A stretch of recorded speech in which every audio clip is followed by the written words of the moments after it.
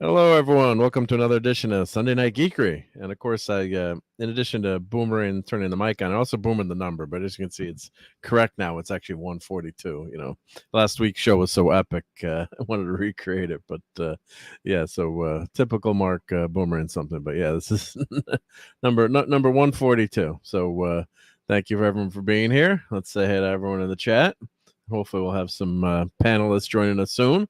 I'm sure they're out enjoying their Sunday evening. But of course, we've got Tim here, and thank you. He's the first like on my Facebook page. Yeah, I actually did a Facebook page. I don't know. I guess can you search for it if I put the link in? And I've just been posting video announcements. But I guess if you're not on Twitter X, that's another way to follow announcements. In addition to Patreon. Now, Patreon typically I don't put the announcements on, but I do. Oh, we got Dave C here. Awesome. Yep. Hey, Mark. Hey, Dave. How's it going? I'm just rushing to get ready, man. I just thought I'll check a message and you linked me. Yeah.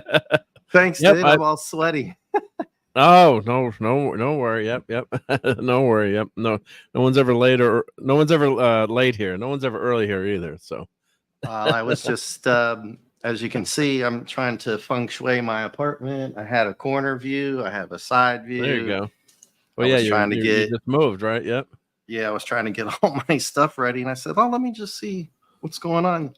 I was going to come just listen to you, and then I saw you sent me the link. Thanks, man. Well, as long as you got the interwebs working, that's all you need, right? That was a problem. Yeah. And the AC is actually working. So there you go, and you got power. So, and hail to DJ Play Nice. He says, "What is this? Where am I?" And you're at Sunday Night Geekery. Yep. Yes. Hello, everybody. And Tim is. I was just a little bit of a rush there, so sorry for everybody. No. And we got JT Kirk here. Hey, JT. Hey, good evening. Good evening. Very good. Great. Hey, JT. Hey, Dave. Happy Sunday. Hope the move's been going well for you. Yeah. I was just feng shuiing. Feng shui. Yeah. Feng shui tonight. Yeah, I was just trying to get everything put up at the place. So you don't have enough action figures on your wall, though. I have to say yet. Jeez, I'm teasing. You just moved in. I mean, I'm joking. And hail to Courtney. Hey, Courtney. Oh no, you got a few, but I'm just joking. Like my office actually added 4 more action figures to the wall, which you can't really see because they're like behind a shelf, kind of. But I actually added, I added some more. This is like a 10 by 10 room that I'm in. I'll turn the camera on in a second, but I like every, probably looks bigger, when you're there, but every inch is filled with something. So, dude, what else did you get? That's what the show's for, right? You're going to show us, right? Yeah, well, I did the review of the unboxing of the Batman 89 radio control Batmobile. So, we won't do an in-depth review, but I'll show that again. Let's see who else is here right now. We got Fanty Outsiders here. Hey, Penny, how's it going? And the great Brian Hepburn. Hello. Thank you for stopping by on Sunday night, and thank you everyone for supporting the channel. We got Ranger Donnie is here. Hail to Ranger Donnie. And I saw someone talking about Power Rangers last night. I guess Yeah. I guess Netflix or wherever they've stopped all production. I guess, or sorry, Donnie, but Donnie knows. Obviously, he's the expert. But you saw that too, JT, or? I did, but I thought there was a new show possibly coming out. Oh, there is a new show. I don't have any info on that, but yeah, I thought there was good news too. Okay, yeah, because I guess at one point they'd stopped everything because we had that nice reunion that was like a short movie that was out, but I know they have comics that are out now, Boom Comics, but I'm not. I guess. Oh, here we go. Power Rangers Prime series announcement. Let's see here. Let me share my screen. We got Donnie here, so I'm sure Donnie knows all this. But let me go to the article here. So let me present my screen here. Let's see here. And Claude Salin is there. Hey, Claude, how's it going? So let's share the screen. Let me share the right screen. So, that's the Boom Studios. Okay, so that's the comic that's out from Boom. Maybe it was the comic that was something new coming out. I was. That was something new. That's the new series. Okay, on Nick Weiser's channel Friday. That's where I heard it. Okay. It's all coming back to me now. November. Okay, yeah. So that's coming out in November. Okay. So it's not a new video series. Yep. Okay, so number 1 has arrived, says Donnie. Yeah, once and always. Once again, rebinge Cosmic Fury. Still fun. So, but I don't think we're getting anything. There's no live action, I guess, series, if I'm reading that correctly, or I think you are. Yep. Mm-hmm. Yeah. Basically, Netflix is at it again, trying to do series or something. Well, they did that one series. Was that series on Netflix? The short. They had one. Series? Yeah. Mm-hmm. Yeah, or it was a movie. It was a reunion movie, and it was pretty good. I liked it. Yeah. Let's see, Power Rangers Netflix. So they canceled one that was back in June. They canceled one, as Donnie mentioned. Yep. So, Power Rangers series no longer moving forward at Netflix. Yep. So that was the bad news, I guess, 3 months ago. Mm-hmm. Yep. Well, eventually, someday, I'm sure they'll come back with a new. Things don't stay dead forever, but mostly dead. Just mostly dead. Yeah. So that was the once and always series. Yep. And they paid nice tribute to the Rangers that had deceased. So I thought it was a nice. I'm not a massive Power Rangers fan, and we didn't have the Yellow Ranger there. Oh, Courtney's here. Good. We have our Courtney Ranger. Hey. Hey, Courtney. Hey, Courtney. Can you hear me okay? I'm just on my iPhone, so I don't have headphones. I'm not echoing or anything, am I? You sound okay, yep. Okay, perfect. How's everyone? Yep, no echo yet. Doing good, yep. Can't complain. We're hanging in there. Yeah. Continue on with your... What do you like? Do you like the Power Rangers, Courtney? I've never watched Power Rangers in my life. Isn't that weird? Okay. I mean, I know who they are. I know like their names just from being around, people that were into it and stuff. But that was like a little bit after my time. Like as a female, I was into like just music, and I wasn't really watching that kind of stuff anymore. So. Well, I think Donnie's going to tell you to leave the show right now. I know. Power Sorry, Donnie. You're fired. Fired, yeah. You must watch Power Rangers. Yeah. So, so that was a decent reunion movie. It's tough to do, these reunion shows, but they worked it out pretty nicely. I thought so. Thought it was well done. Although some, would have liked the Pink Ranger to be there too. But it was all good. Yep. And then what does Phantom say here? I'm an odd couple type sitcom on Tuesday the 6th. HR1 receive and put admin leave. Give return to work forms from 2 doctors as of today. Okay. Oh well, I hope everything works out. at work.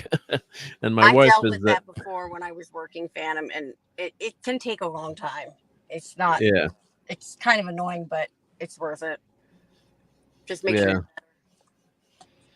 It's not easy. Yeah. On, but you know what I mean. Whatever you have to deal with, just don't Good worry luck, about yeah. the work. They should pay you. I would hope with Family Medical Leave Act, but. Yep. Well, depending on country too, we don't know. I know, right? But and Donnie says no apologies needed to Courtney. What a nice guy Donnie is. I would have been like, come on, you got to watch Power Rangers. But I really watched a few of them back in the day. Yeah, I liked it. Yeah. So I don't have like cable or anything like that, but I can put my computer with like the HDMI. I've been doing that, so I'm gonna start watching. I'm starting at Star Wars, but there you go. I'm gonna start. Well, you know what? Do you have a TV, Courtney? Or yeah, my ex-husband bought a new one and gave me the old one, so it's like a nice Sony. It's I don't know, probably 48 inches or something. It's big enough for me. Well, you know the best thing, I'm always enabling. So the best thing you can get if it's not a smart TV, or even if it is a smart TV, I think it has the capability, but it's not a smart TV. Yeah. So what I would say, costing you some money here, but go to you can get a $34. Well, I don't like the stick. The Roku. I don't like the stick as much. I like the Roku. This is the one I like better. The Express 4K. Yeah, I use Roku. Oh yeah. So for $30, then you can watch Tubi for free, and Tubi has a ton of great shows. Mm-hmm. So being like Peacock and a couple others, like when I still had internet TV a while back. Yeah, but there's a ton of free TV out there. You'd be surprised, and Tubi is probably the most popular one right now. There's also the Roku channel like that. Just for the fact of being able to have a normal TV show on, because right now I have the option of a TV player or my computer, just like flipping through. Yeah, like nice. Let's go to Tubi. Well, so Tubi will run the original classic Doctor Who's, right? I think I might have mentioned that before with you. I have a Doctor Who channel. That's not I want to see the original season. But here, look what they have. Like if you wanted to watch, CSI Miami. You can watch, Dateline. Dateline? I used to go to sleep watching that, and my ex thought I was like a serial killer because I liked listening to that stuff. Yeah. I think they have multiple Trek channels too, don't they? They have like martial arts. Yeah, there's Trek. I mean, you can't pick what you want per se. Columbo. I don't want to click on anything because, I don't want to start streaming video. All sorts of stuff. Sanford and Son. Nice. I mean, Dances with Wolves, Quigley Down Under. I mean, there's just all kinds of stuff that you can watch. Sci-fi fantasy. That's Tubi has a lot. Wonder Woman 84. Okay. I still haven't watched it. I do. I like older. I like Turner Classic Movies was my favorite channel with my mom. Yeah. But so you could watch. Let's see. Do they have live TV here? Let's see. I do need to catch up. Yes. I want to make sure it doesn't show anything here. Is that Tubi?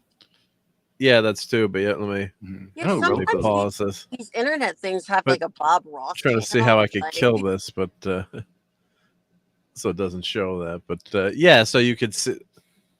So these are all the channels. This is Tubi. So look, NBC Live, Today Show, so NFL. What?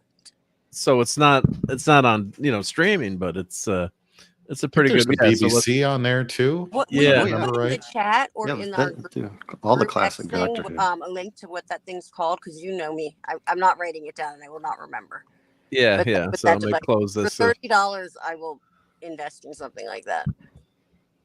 Yeah, that's why it's a. So here's it's Tubi Live or just Tubi. And does it offer the other apps? Yeah, well, what you do, you go in and it's got an app store, and then you just add the app. So they have the stick here, where you just plug it in directly and power. I guess the stick is fine too. Then you don't have jack. It just plugs into the back, and it says 4K. So there's the stick. but it's just a. I'll just do the Roku website here. Let's see, Roku. Cool, thank you. No, I keep hearing about that, and before it was like the Fire Stick, and then like yeah, but you had to like program Roku that a some certain way or something. I like Roku so much, but just that the interface on Roku is much better than the Amazon. Just my personal preference.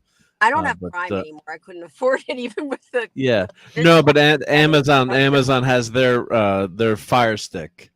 That's what it was, the Fire Stick. But didn't you have to like program that a certain way? No. I mean, you can just do the same thing as Roku. I just like the interface. The interface on Roku is the easiest. And then Brian is saying you should also get Pluto. You do get Pluto.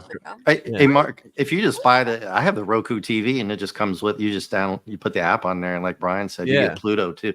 Pluto has a lot of commercials, but they have a lot of good selections too. And Roku channel. Is that weird? But the commercials are different nowadays. I miss like old. Yeah. The old fashioned, old style commercials. With a jingle that I'll still sing now, like 40 years ago, you know. But see, this is why I come to the channel. The Geekery. Yeah, look, Little House on the Prairie, Murder She Wrote, and Pluto TV is Are you kidding me? I love Murder She Wrote. Yeah, Family Feud. Just like live, like they have like a Family Feud channel. You can watch the Teletubbies. Such a weird show. Yeah. I've actually tried. I've watched that before, and it's so weird. It's like they're just mind controlling you. The Wiggles were weirder, but I know they're real people. But so funny. That's really funny. Mark, I won't bother you here during this, but at some point I have a question about an external hard drive too. Sure. Yeah. Go-to for. Oh, let me pause this or go. You're my go-to nerd. At least it's just showing the credits now, but I guess. There's unfortunately, I think there's Filth Trek in there, but there's also Real Trek as well. Mm-hmm. Like at least 2 channels of Real Trek. So if you want TNG or Voyager or DS9, you get a little bit of choice in there too. I want to do the 60 Trek first because that's what fascinates. Yeah. And I love. I'm sending you something Trek related there, guys. If you want to look at that.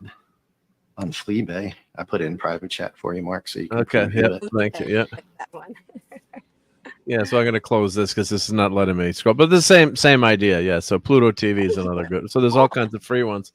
So it basically works like, hey Daniel Barry, it basically works like an iPhone, except you just add the channels and it'll show you which channels are free, and you can go to those channels. There's obviously the pay channels too, but wow, I have a secret for that. I think everybody's done it. If you have time to binge something, you just do the free trial for 7 days and just remember to you got to remember to cancel it. Yeah. You're 2005, you're but most people don't remember to cancel. Yeah. No, and then you run out of time to binge once you watch, so they get you anyway. You gotta, add another month on it. You don't have to highlight that. It's funny though. Hey, what's Kagan? Hey, Wes.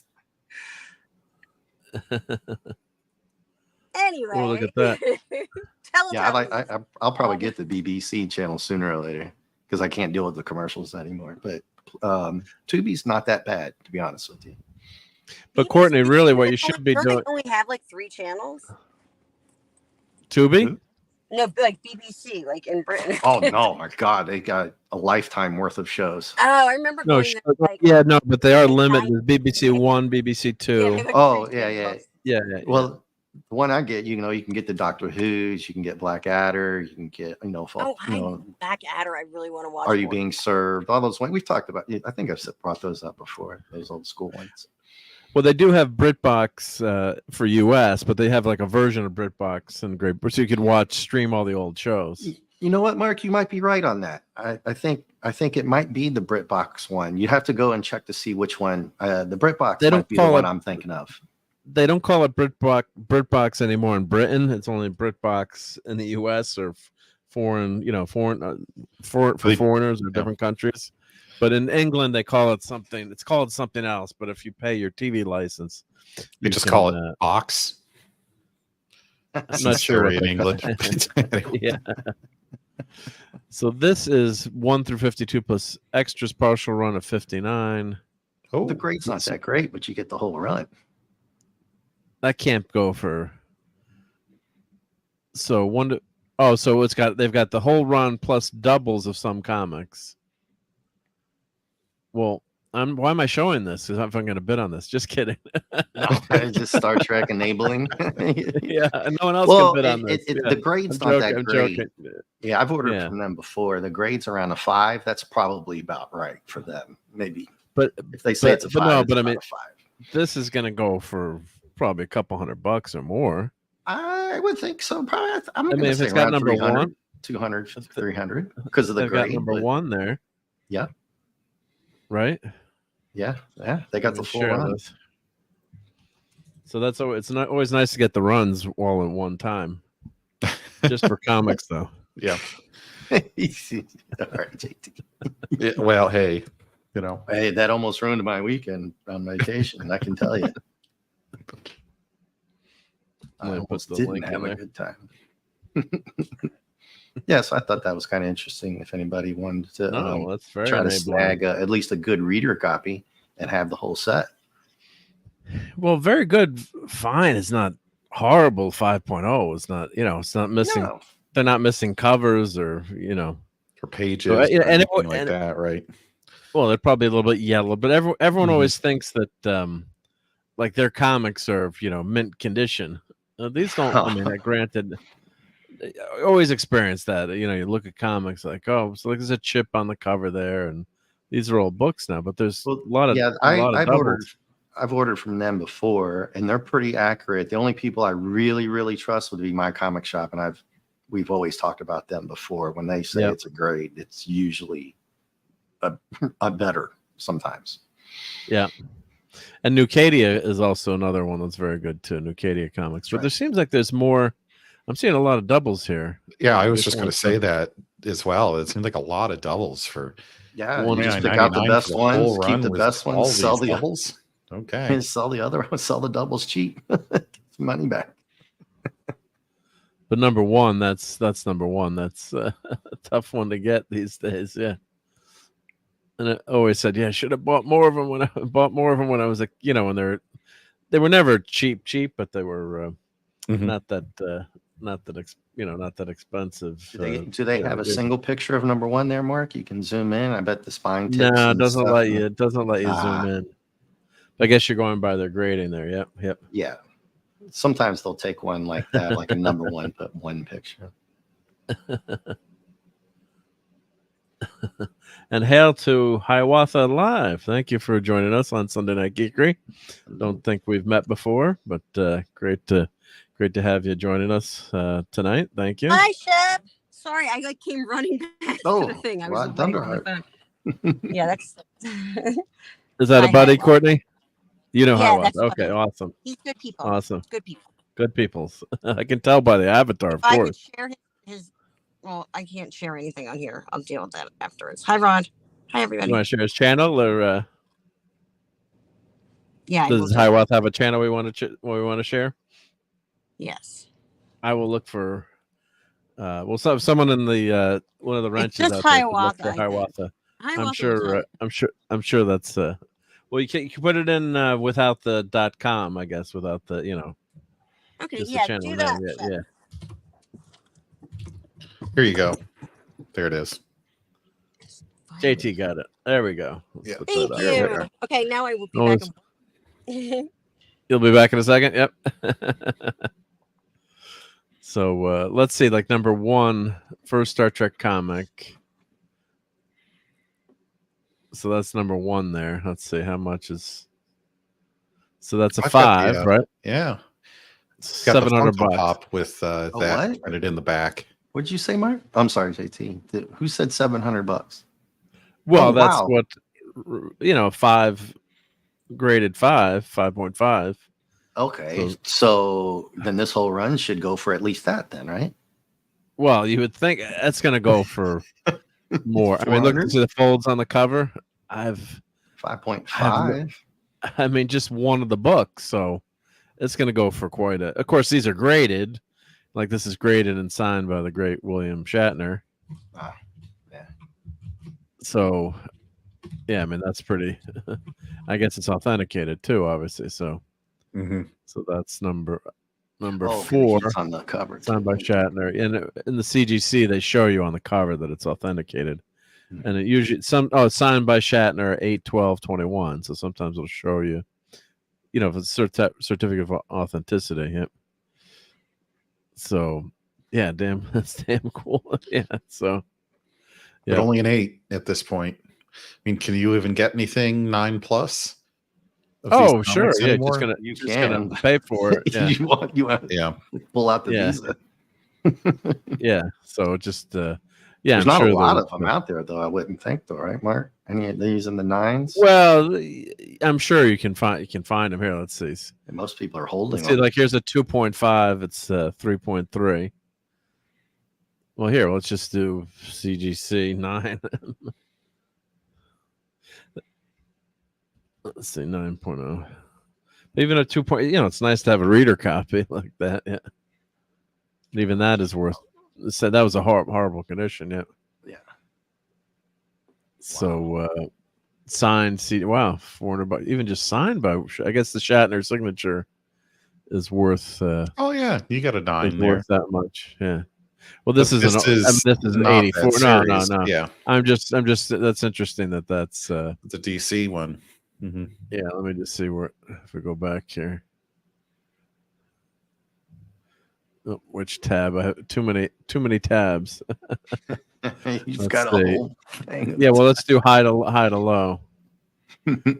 Highest first. Yeah.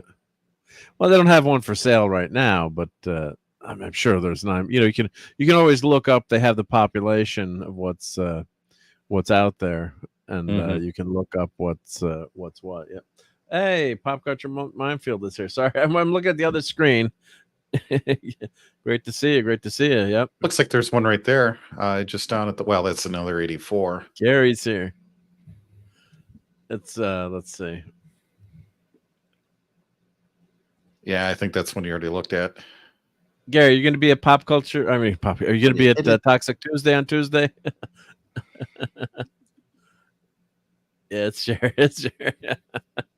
It's Jerry. Yep. Oh wait, I don't have any of the cool stuff to play. Yeah, it's all on the Toxic Tuesday.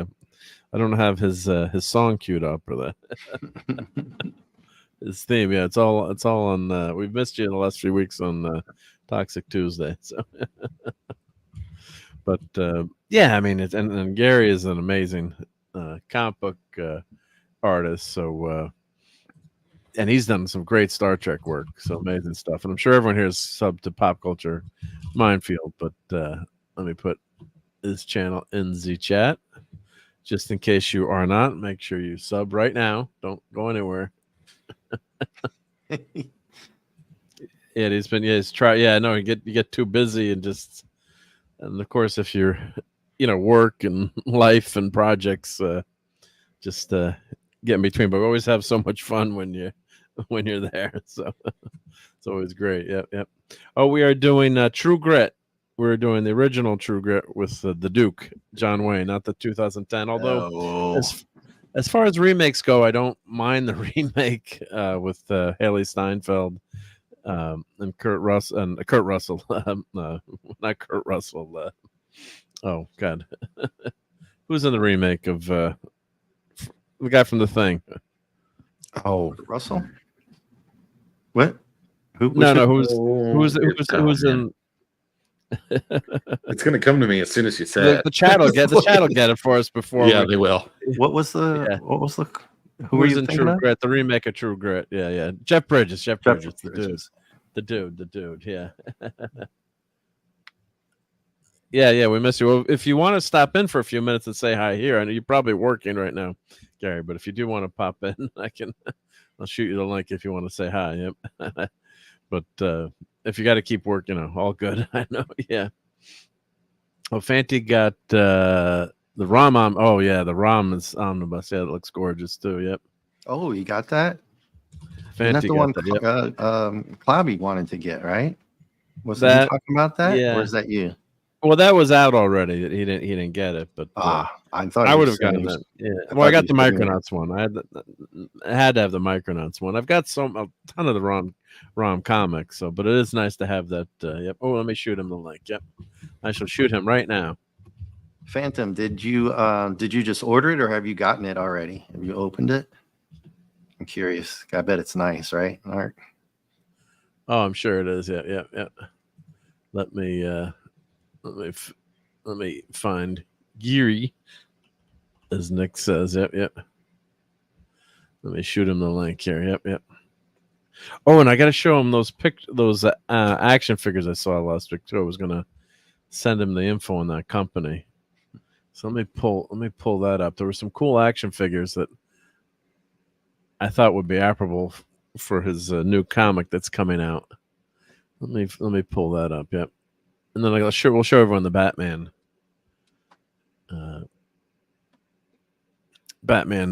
remote control car that was really cool today. Yep. And that car was flying around too. I was surprised how good it was. So let's see. Let's find my Terrificon 2024. I'll skip to those cool action figures, military action figures. Yep. There we go. Okay, I found them. Yep. So when Gary pops in, I'll shoot those over the other side to show. But yeah, the Star Trek comics. Yeah, that's a cool find to find them all together. But who knows what they're gonna go for? Maybe if I just do CGC. Let's see. I'll bid $29.01 to pass you, Mark. Kick off the bidding. Yeah, I think it's gonna go. Hey, Gary. Hey guys. Oh, hey Gary. I'm Gary. Too busy. I was just waxing my taint. Oh, good. Yeah, so you got some some free time then. Gotta keep it baby smooth, man. Got to powder it up afterwards. Well, I was thinking of you. I was at this comic book convention, and I was going to show you this stuff. But here, let's just see what these are going for here. Yeah, 9.0, number 2, $800. Yep. Jeez. So yeah, I don't like these collab books. I had the show playing in my other window. I'm like, God damn, I'm getting echo in my head. Echo. Yeah, I do that all the time. Yeah. So here, I was thinking, I saw these military figures, and I thought you might think they were pretty cool. They are pretty cool. I'll tell you the ones I would like to get, because I used to have the entire collection. Is what's his name that created Spawn? What's his McFarlane? McFarlane. He had his military series, and I had all of them, and I lost them in the divorce. In other words, she threw them out or sold them. She threw them out or sold them. Yeah. Have you seen this line before? It's called Action Force. No, I have never, and this is really cool looking. I like that third one over the most. Yeah, that was the one that was. Let's see if I think I got a good picture. Hopefully, what's this? $12. The one right in the middle. Well, this one. I like that one over the right. Gear pack. And the one with the ghillie suit. Holy crap! Right? Isn't that cool? Oh, that is. And it's cool. They're $20. I guess it's just $20 for the figure. So I think hopefully I got better. When you're walking down, and I'm like, oh, Gary's Mark did shoot me. Mark did shoot me, but he shot me in the back door, so it's good. It's all good. Nice. Yep. Oh, and hail Brogu. Hey, Brogu. Oh, Action Force is GI stuff, GI Joe in the UK. Oh, thank you, Tim. That is oh awesome. My God, that is amazing. Isn't that good? Or as David Spade would say, it's amazing. Because weren't you looking for a figure you could use? Weren't you looking for a figure you could use for your new series? Or well, no, I mean, yes, I am, but I'm trying to get them printed. My customized. My future son-in-law does 3D printing. He was going to do it for me, but the problem is I haven't found a good model yet. And the one I thought I found had problems. So it's like, it wasn't the you triangles. You can help me a lot. In fact, I'd love to work with you more than my future son-in-law. We all need his help tonight. Thank you.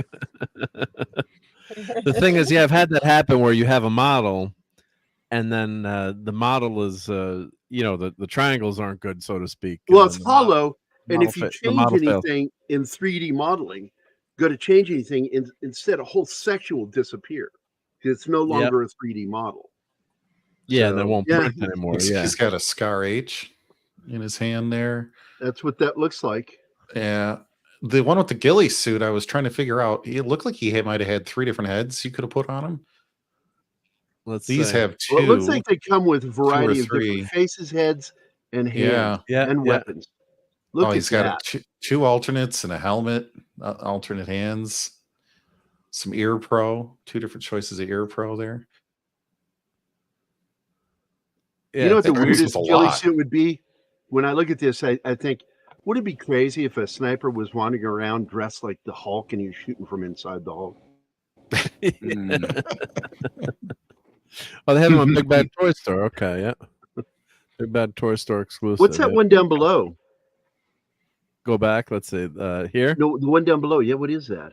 White Dragon? Pack? Let's see if I got a picture. Maybe I got a picture of that. I thought you had that. Where did you take these? This was at Terrificon in Stanford. Really great. Oh my God, the one on the right. Awesome. He's got his pro mask on. Oh, that's badass. Is that cool? Yeah. He's got tiled body armor. That's odd.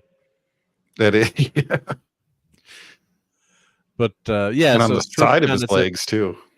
It's at Mohegan Sun, and it's at Mohegan Sun in Connecticut. So it'd be cool if you ever had a booth there someday. That'd be awesome. I could go see you. I am so sick of conventions, man. I haven't been in 2 years.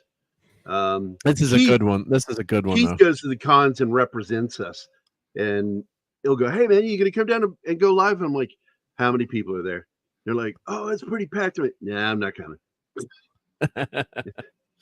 But this is a really nice con because it's in the casino. So I guess if you go there, they probably, I don't know if you, you probably have to obviously pay for your room, lost, or maybe get a better. Unless and finally end up in the buffet. Yeah, in the buffet. But if you're in, actually, I think they got rid of the all you can eat buffet though. So they're I loved it at the casino I was at, man. I'm like wandering around, couldn't figure out how to get the fuck out of there. But then I'm like, oh, I don't care.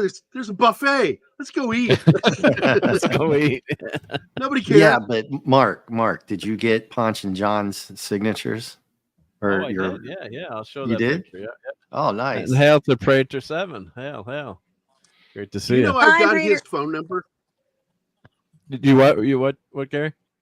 I don't want to interrupt. It sounded like Courtney was saying something. I just said hi to Prater in one of my buddies in the chat. Oh, but not to me. Okay, fuck you, Court. Well, you know what I could say about drummers. Actually, your new music. Oh, yeah. I know. No, your new music is impressive. I'm really impressed. Good job. Thank you. You're welcome. You deserve it. Yeah, I've got this one song now that I've had a hiccup in, and I wanted to release it like this last weekend, but I'm having trouble with the vocals on it, so I'm fucking working on it like crazy.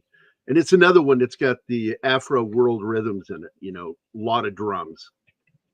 So you'll like it. Cool. So let's go. Now, what were you asking, Mark? Well, I was going to say, with Wilcox. I've got really Wilcox's phone number. Oh, you do? You have Larry Wilcox? Okay, let's call him now. I met him in Hollywood at a premiere for a film. Let's get him on live. He showed up, and he was so intrigued by the military stuff that I do and that I work for Dale Dye. And so he's like, holy shit. Gave me his number. So I've had his number for years. I've never called him. I'm like, hey, remember that time you were in Chips and like Ponch like looked over at you funny and you shot a funny look back? Remember that? Wasn't that cool? No, not that guy. Yeah. That's me with the sure thing. Hey. After nice. And Spaceballs, of course, too. Very nice. I heard your wife. What questions did you ask? Your fella is the thing. Is that true? Is what? I missed the beginning. I heard that your wife's nickname for your fella is the thing. Is that true? Or was it Ben Grimm? No, it's actually Go Away Now. Yeah, I told Anima that. I said, here's Anima the first night she's here. Put that away. I don't want to look at that right now. Stop putting that out. It's not funny. I think every female gets to that point sometimes. They're like, enough.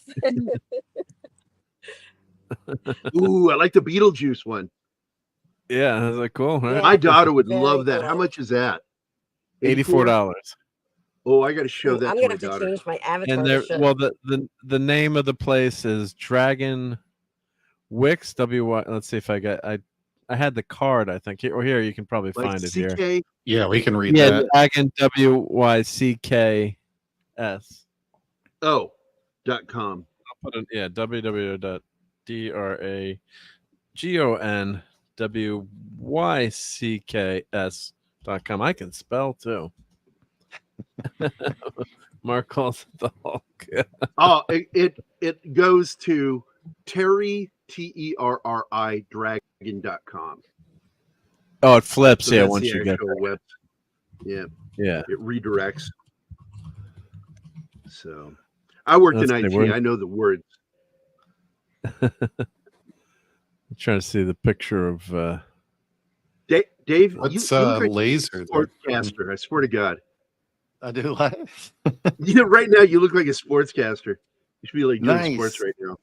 He's at the 20. What's this laser booth that you had there, Mark? If you go. well, let me just talk about this for a second. But this is Paul Kupperberg.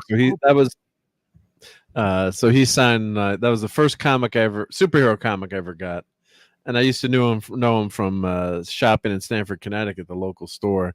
He was in there all the time. So of course we talk politics and everything else but comics for the most part, or sports or whatever. And then he's writing all these history of comics now. So I probably should have asked him more comic book questions back then. But and that was one thing I'm kicking myself. I should have had him on the show with Clobber and Times. God bless Clobber and Times. But man, I'm still. I don't know about you, man, but it's like I'm still kind of bummed out and hollow from that. Yeah, no, it's weird. never gonna be the same. But yeah. And Eugene Bird is saying, "Is Action Force a comic? I haven't heard of it before. I guess it's G.I. Joe in England. That's what Penny was saying, and some other people are saying. And hail to Eugene. I don't know if I've seen you here before, but thank you for joining. Gary, Gary, that's for you. My avatar. Oh, hold on. I was looking up that Beetlejuice. Look at my avatar. You'll like it. Oh shit! I got it. I have to engorge the image. It's my dog as Beetlejuice for Halloween. Oh, that's awesome. Oh, that is awesome. Nice. Look at that. That's amazing. I have some outfits for him. Very cute. That's very adorable. cute. Yeah. We're talking Beetlejuice, so I'll keep him up. Yeah, my daughter is a fanatic for Beetlejuice, and I'm just telling you, I'm trying to. It's not available on their fucking website. Oh, they don't have it? No? Oh, wait. It says search results 0, but then when I just put the word in, it has a drop down. So don't click anything, type it in, and then there's a drop down, and there it is. They got Beetlejuice Groom and just Beetlejuice. So I'm going to be sending this to my daughter. There you go. All right. I'm sending it now. Fuck her. I see. I enable all the time.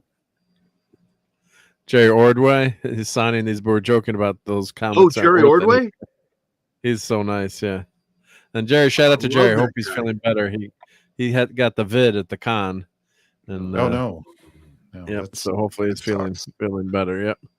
And my wife probably has it now too. So hopefully I don't get it. But if I have to leave, that's because I got to bring her some tea or something. But you've got plenty of people here to cover. But I got it too, and I was over it in 4 days with the medication. Well, that's good. Yeah. All I had was a lingering cough for like 2 weeks. But past that, I was up and doing shit. I was doing shows. Yeah. Hey, well, I know who that is. And look, I got a free picture of Nana Visitor. Is that Nana? Oh, you did. It's a good show, Gary. You gotta go to the show. It's awesome. Nice. She's photobombing your picture. Yeah, she's photobombing my picture. Come on, freaking awesome. Nana, pretty awesome, right? You don't even want to crop it now. Yeah, you should crop it. But I got Nana Visitor, and she's smiling too, which is great too. So that I idiot, I boomered it. He signed the photo for me.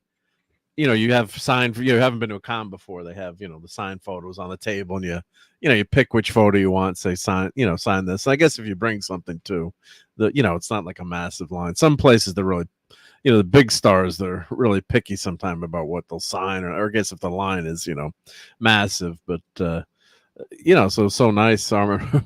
So I emailed him, or no, I put on Twitter. I'm like, I came home and I was looking through all my stuff, and oh, thank you. He said Jill recommended. Oh, I got to thank Jill. So thank you very much, Eugene. Yep, appreciate you being here. And Jill is awesome. Yep. And I'm like, where's my photo? Because I had my Sure Thing photo, and then I bought another, some artwork, just Batman and Robin thing. I'm like, damn it, Mark, where is it? And I'm like, did I leave it on the table? Because you go to take. He signs it and they're like, let's take a photo. I'm always like, I don't want to hold people up. So I guess I left it on the table. So I reached out on Twitter, like, if Mr. Shimmerman happens to see this, and he's like, yes, you left your photo on my table for 2 days. And, but I didn't realize it till I was home. So he said, he emailed me. I put I'm like, can you? I don't want to put my address in my public, Twitter, message here. Do you mind? Here's my email. So he emailed me, and I sent him my address, and he said he's going to send me the photo. So he doesn't have to do that, right? Or very cool though. That's nice. That's just That was so. Shout out to Armin Sherman. That was super nice of him to do. So. Yeah, definitely. And we got Sylvester McCoy. We got the doctor in the house. We got Cobra Kai, Martin Cove here.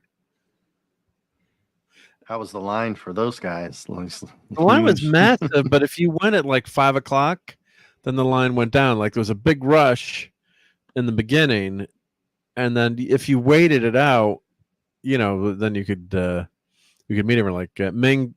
I talked to Ming. Because I was wearing, of course, Clobber and Tom. This is Clobby's shirt that they were giving. You could pick shirts at the service. So Mrs. Dadman gave me one. It's huge. So and hail D-Bud Martin. Welcome. Hey, D-Bud's here. So everyone was stopping me to talk about the shirt, and then you forgot you were wearing the shirt. It is a really I want to cool point shirt. out that D-Bud Martin is the hardest working wrench in the community. He's everywhere. Yep, I always see him. Yep, God bless him. Yep. So Ming actually came up to me and started talking to me about the shirt. He's like, and then we were across the hall. And he was just walking around, and of course he was charging $20 for selfies, which is fine. Selfie 20, autograph 25. Oh, I know that guy. That's the dude from the comic book show on AMC. Yeah. Yeah. The guy that doesn't know shit about comics. He was so nice to me. And we're talking. If you've ever watched the show, you know what I'm talking about. Yeah, I know. I'm too nice. He's the lovable idiot. I love the guy. He's funny. Oh, he's so nice. And we're talking, and then I'm like, oh, I love the show. Talking about driving the Batmobile, which I'll show in a minute. And I'm like, oh, can you get a selfie? I'm like, she's like, sure. Yeah. I'm like, that was like, he's not going to try to charge me $20, I hope. But yeah. And then this girl was Dazzler. Yep. And then the Rocketeer. Yep. So yeah, it was very, is that the one, the short you had, Mark? Was she spinning around and spinning around? Yeah. It needs to taper more in the waist. It's sticking down like body armor rather than fitting him. But past that, that's really good. That's pretty good though. Yeah, it's a motorcycle helmet. Yeah, so it's fitting him better than it would fit me. I can tell you that. Yeah. I don't think it would fit one fly on me. What are you doing? Yeah, nothing's tapered on me. Yeah. Hey, it's chocolate. You don't eat chocolate. Wow. It looks like a nice setup. How was the layout of the place? Oh, it was great. Yeah, it's the big convention center at Mohegan Sun. So, of course, if anyone wants, I'm just flipping through these. Look at the platypus. I love platypus. The platypuses, yeah. So, but yeah, if you watched last week's Sunday Night Geekery, and I'm going to put this for channel members and patrons, I'll make the slideshow available so everyone can just look at these at their leisure. But Gary wasn't here last week. Oh, Scotty Young was there. His line was massive. Yeah, super huge. You need to get my buddy Flash on. Keith and I are good friends with a cosplayer that knows a lot and loves Batman. He built his own Bat Cave and Batmobile. Oh, well, that sounds like my kind of guy. That's a pretty good. You need to get him on. Yeah, that's a pretty good cosplay right there. Got a picture of Johnny Storm. Yeah. Yep. Nice. So they have a whole troop that goes around, and I missed them. Like when I was walking in, like they were walking out. I never caught up to them. Then Johnny was there, but I never saw the whole group. You know, I've met them before, but this year I was wearing this. You know, wearing this shirt. It would have been fun to get a picture with them. So, well, next year maybe, or if I see them at NYCC. And I guess this is something from this is a video game. What the heck is that? Oh, it's Saint. I think it's from Saint Rose. Saints Row. Yeah, right. Yeah, I think so. Jeez. The gun. That's pretty obscure at this point, but that's a pretty cool prop. Yeah, no, the person did a really good job. I'm like, what the heck is this? Yep. Hey, Lenrod is there.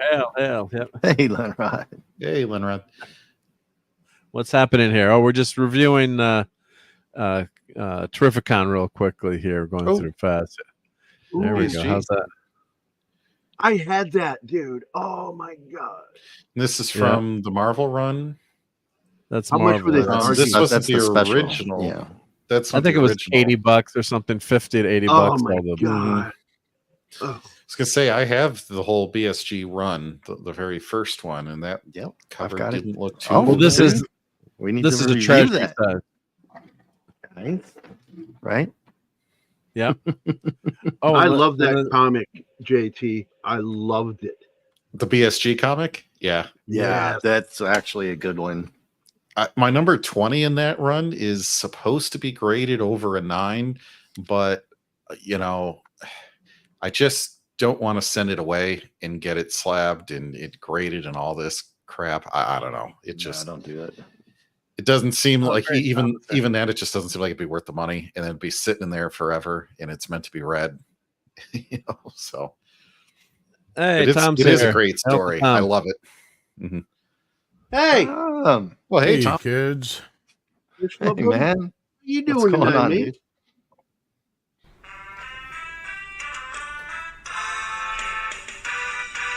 Is that Dazzler? That's his intro music. Exactly. He tries to do the whole WWF intro, but all he can afford is those little sparklers. Yeah. There was no hitches trying to see Thomas C. Howell, but or see Thomas Howell. Excuse me. Yep. Dante Basco's line was really rocking. You should ask him. Have you ever blackfaced? Yeah, no. So we got Dazzler here. Ooh. Oh, impressive. Yeah. Well, I've never worn roller skates, so I wouldn't know, but it looked impressive. Yeah, I'm like, can you do a spin? She's like, sure, I can. You're like that. Yeah. Nice. Yeah. They should have a disco ball lowering from the ceiling right there. Yeah. Yeah, she should have like a backpack, a small one with a rod that goes up with the little ball that hangs above her all the time. Sparkling. There's Punch. Punch. Oh man, look at that. I got John still has those amazing teeth. Look at those teeth. He knows how to do this. He's like, give me your phone, but in a nice way. He's like, yeah. I'm like, hey, you've taken selfies before I can see. Yeah. That's a good selfie, man. Yeah, he did a good job. And that's with me with Meng. Yep. Meng the Merciless. Yep. I'm not so good at taking a selfie. See how much better? Better Punch. Punch is much better than you. He's much better. He's an expert. Yeah. He knows how to get you both to your height too. Much better hair. So. Yeah. It's good to see that he and Larry Wilcox still get along because they had some problems for a while. Yeah, didn't they have a little rift there or something for a little bit? Or well, when I met him back in 2016, he didn't have anything nice to say about Estrada because we were talking, but just a sweetheart of a guy.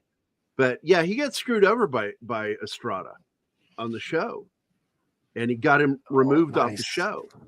temporarily. Bike. And then they realized the numbers were dropping, so they had to bring him back. Yeah. Oh, Tim, I thought Gary would want the Taylor Swift comic, so that's why I was showing it. Yeah. Look, man, I'm always looking for new forms of toilet paper. And you could take your picture together with both. I should have just splurged and got my picture with both of them together. But and then they had like a professional photographer too. If they had a signing, like a time you could go to get both. You'd sign up for it, and they had get a nice professional picture.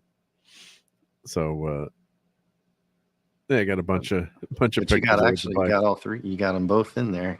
I got them both in there. Yeah, which is fun. With the bike. Yeah, and there's Tom, Mr. Smallville, Tom Welling. The guy is huge. Like, this guy is pretty big. So I'm walking around. He's a massive dude. Yeah, he could definitely play Superman. Yep. Mark, check your private messages from me on Twitter. On Twitter, sure thing. Yep. Oh, there we go. Yep. Larry Wilkins. Awesome. Got one more for you, and that's my daughter with Larry. Can I show that or don't show that? Yeah, sure. Yeah, here we go. My daughter's so gorgeous. She looked like she belongs in Hollywood when we were there. I'm not going to show the picture of you. Why? I'm just kidding. Because of my tie. Yeah, I know. No, I'm joking. Yeah. Is it my man boobs? I'm so old looking with those glasses on. Those are old man glasses. What did you say? You were in Chippies? He's such a sweetheart. Yeah, he was super nice. Yeah, he's totally different personality from Pancho, but it's a good mix together. It's just well, he's a Vietnam vet. Oh, he is? Yeah. Wow, I didn't know that. Wow, your daughter is actually not ugly. How did that happen? Oh, I know. She looks just like me, but somehow is beautiful. Jeez. On that note, I get it. You guys have a good night. It's not going to get any better than this. Come on, it was too easy. I mean, we're friends here. We can joke, we've been knowing each other. I'm going to tell you what I said to her, because she knows she's beautiful. Okay, she dresses so nicely, and I would always turn to her. I said, "Baby, I don't know how you do it. You're so beautiful with that huge nose." Something only I kept her from getting a big ego by doing shit like that to her. You've got a great figure, but you still walk like a hillbilly. All right, so which picture should I show more? This picture or this picture? That picture. Happier with his arm around my daughter than he does with me. Yeah, the smile is much bigger. I wonder why. Yeah. Gary, you sound a lot like my father with the comments. Yeah, she's got a great sense of humor, my daughter, and she got it because I just fucked with her all the time when she was a kid. Oh, I don't have a sense of humor at all. I'm really stiff. Yeah, you need to meet my daughter. She will crack you up. Oh my God! Look at says that she looks just like the mailman. Don't make a joke when I'm drinking, dude. Mr. Garcia Lopez, one of the all-time comic book greats. Did you get him to sign? Yeah, he signed these books for me. Oh, those here. Okay, those are. Yeah, he's signing. Yeah, I know you said you wanted to do that especially for him. Yeah, and I was the last person that he signed books for that day. I was looking for. He wasn't there earlier. He was sitting next to who was he sitting next to? Ron Garney. And then when I was talking to Ron Garney, he wasn't there. And then I must have been doing a panel or something. I'm like, oh, and I just got back to him and like, well, he's done signing for the day. I'm like, oh, I had some books to sign. He's like, well, how many do you have? I'm like, well, just 5. He's like, okay. So, and he was donating all the money to the Hero Initiative. Oh, nice. Oh, and Lenrod is asking if your daughter is single. No, she's not. But so sorry, Lenrod. Yeah, my future son-in-law. I love that kid. He's such an idiot. I love him. I'm probably single. Probably. I think I am. Oops, what'd you do? Pretty good Wonder Woman. I didn't do anything wrong. I'm pretty good. Nice. Those look what awesome. I like is a lot of these costumes aren't they're not designed to try to be hot. I get so tired of those. Yeah, go back to the Wonder Woman one real quick, Mark. You can pause on it for a minute. That's that looks like a comic book costume. That looks good. It's good. Yeah. The only Comic-Con I ever went to was a bunch of males. Can you zoom in? That's it. I'm Batman. I'm Batman. Adam West right there. She pleated that skirt. That's a nice shirt. Hey, I want that shirt. Mark, get me that shirt. Steal it from that guy. I think he's the same size. That's a good. That JT, right? That's a good Wonder Woman. It is. Look at the pleated skirt. Overdone. Really well done. Tom will have something nasty to say about it. She looks pretty hot. She's gorgeous. Tom's muted. Have something to say about what? I got something to say. How ugly this Wonder Woman is because you're such a dick. I'm not going to say nothing. Tom's not. Nothing. I'd still do her. I'd still do her. Now, Mark, it is great. Mark, it is great to actually see people doing some cosplay at Comic-Cons. The problem is I go to the Motor City Comic-Con because that's one in my area, and it's always in November, and the parking situation is thus that you need to get there an hour before the doors open, and it's always freezing cold at that point in November, and so nobody bothers. Either that or you have to walk, so far that it's still cold, right? So people just don't dress up because, it's just, you're not wearing a short skirt if you're standing outside in 30-degree temps for an hour. So you're not. When you're a girl, you learn to deal with that. I'm just kidding. Ooh, that Frank. Well, you need cool. Yeah, this is a guy that was doing sculpting, so he sculpts these, and you're Gary's a sculptor as well, so not in addition to being an artist. So he's making these bronze. He does these as bronzes, right? Really well there's done. There's one from Sinbad. Nice. Yeah, some really great stuff. Yeah, I had posted the link before, but something in bronze, or I'm trying to remember the name of the website, but very, very cool. Yep. It was all fun until he tried to bronze his penis. I painted my youth gold. Isn't that cute? Yes. It's too cold to drink. What was it? Oh, it's Terrorcast. If you Google, Terrorcast. Lawrence Elgig. Yep. LawrenceElgig.com. Not cheap, Google, unfortunately. Well, I think that's for what you're for the work. I think it's pretty cheap. Sure. I mean, relatively speaking, it's not cheap, but it's custom, limited run art. So let me find his website or put it in the chat. Oh, good night, Penny. Have a great week. Take care, Penny. Oh, Penny, good night. Bye. There we go. Let me put this in. Terrorcast, which is a good name, but I don't know why he doesn't have the Terrorcast website. He's got his name. But take care, Penny. Have a great week. So that's that was a fun con. It's a good con. So it's at the Mohegan Sun, and of course a little bit of eatery here. Well, there's me and my buddy Chris. So we're again snapped here by Thanos, but we had of course went for Pepe's Pizza. What is that? Wow, it's a massive statue. But I'm assuming it's plastic but it's a huge fiberglass. Really statue. cool. No, it's very cool. Yeah, it's life size basically. Yeah. R2D2 is rolling around. Yeah, so it's pretty cool. Yep. And of course, I have a smart. We're at the last panel. I'm like, let me order ahead for pizza. Nope. So Chris got a tomato pie. Are those vegetables on that? Gross. Take them off. Tomatoes. Well, I'm just Plobby. That's what Plobby would be saying. Yeah, he would say. Get those veggies off of there. Disgusting. I'm eating pizza right now as we speak with veggies on. No, with ribs on it. Yeah. Oh, I could go. Well, I got a slice from Whole Foods, so it's like caramelized onion, some different cheese, and feta cheese sauce thing. I don't know. It's really yummy. Caramelized onions, yeah. I sent you some sculpts, Mark, so you can show them what I did. Sure. We'll do. Yep.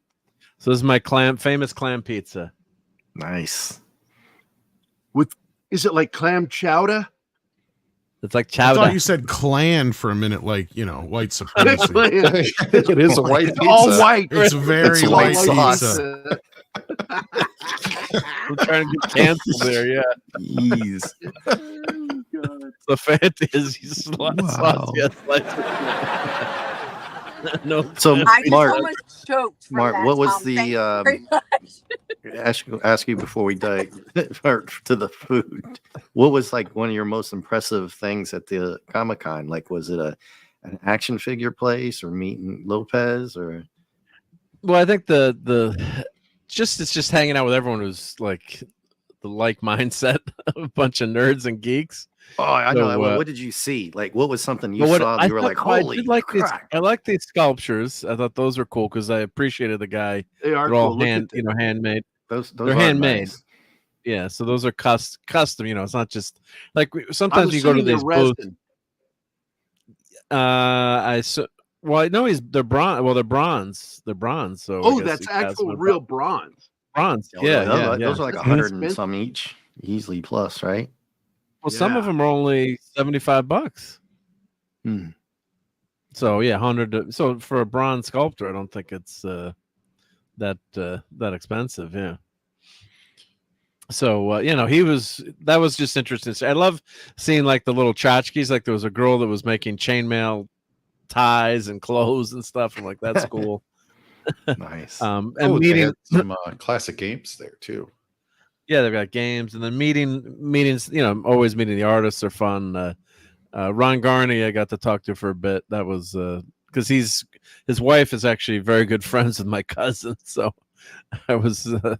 So I'm like, you probably don't remember me, but I'm so and so's cousin. It's like, oh, that's who. Yeah, because I had posted a picture of us. So him signing books with my kids years ago. So I told my cousin, I'm like, I hate to do this, but you can get me a signed comic of Grim Noir by Ron Garney.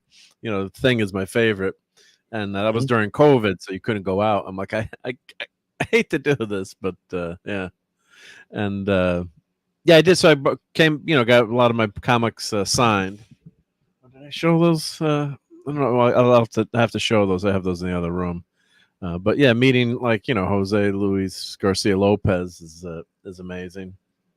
And it's just a lot of fun. I mean, that's my buddy Chris. He's a great artist in his own right, and he does a lot of 3D work too, Gary. So I got to ask him. Maybe he could help you. Yeah, reach out. See if you can find somebody who can work with me. Because he knows 3D modeling. I'm just kind of like get it done or play with it or I know like a little bit to be dangerous, but he can actually. I know how to do the ground up. Like, the basics, yeah, and the printing. Yeah, but doing sculpting of bodies is something I've not even tried yet. And you would think as a sculptor I'd be able to do it, but I tried that ZBrush shit, and I'm like, I don't like the way it works. It doesn't feel right to me. Yeah, so he's pretty good at it. Yeah, and what's the free one? It's ZBrush. Can't remember. The ZBrush is the free one. Okay, yep, yeah. So there's one of your sculptures, right? Yep. Yeah, that is actually. It's funny. I was at the office when I finished sculpting it, and I baked it in our oven in the break area, and I took it upstairs and I put it on the Xerox machine. Yeah, it worked. And it worked. I was so excited. That was the final piece. That is Brian James from Blade Runner, and I was friends with his family, and I did the official bust for his memorial golf tournament there in Southern California after he died. Cool. And so, I sculpted that. It was fun. Super sculpting. I love super sculpting. That's very talented to be able to just draw something like that from, create something like that out of nothing. Looks good. Well, I did it from photos. No, but I mean, you're not. You're starting with a hunk of clay, right, or whatever. You're not. Oh yeah. Yeah, it's not. Yeah. And the funny thing is, clay isn't like stone, where like Michelangelo said that the statue is always there in the rock. I just brought it out. And I'm like, you know what? Fuck you. That's not how it works. Right? You grab some clay, you can do the same thing. You have to know what you're doing. Right. But no, it was just a lot. It's just always a lot of fun there, and it's not as crazy packed like sardines in New York Comic Con. Although this year there was like a 20-minute wait to get in earlier in the morning. It was so crowded, and the cosplay was good. But usually there's no wait. I think the show is getting more and more popular. So I hope it doesn't get too popular. So that can be a problem too. But they have the one main room, the convention center, which is massive, and they have that, and then they have two halls where they have a bigger panel room, and then a smaller panel room. So let's see where. Let me find the Terrificon web page. They had a picture of it when it was empty, and you could see how big the convention center is. And of course, people love going there because then, once you're there, you can gamble. There's restaurants. Bands are playing. So Jim Lee was there. He got an award, and of course, Jose Luis Garcia Lopez. And one of the guys came up behind me. He's like, "Why aren't people should be wrapped around the convention center to meet you?" And because he's just such an amazing artist, and weren't as many people there as should have been trying to talk to him.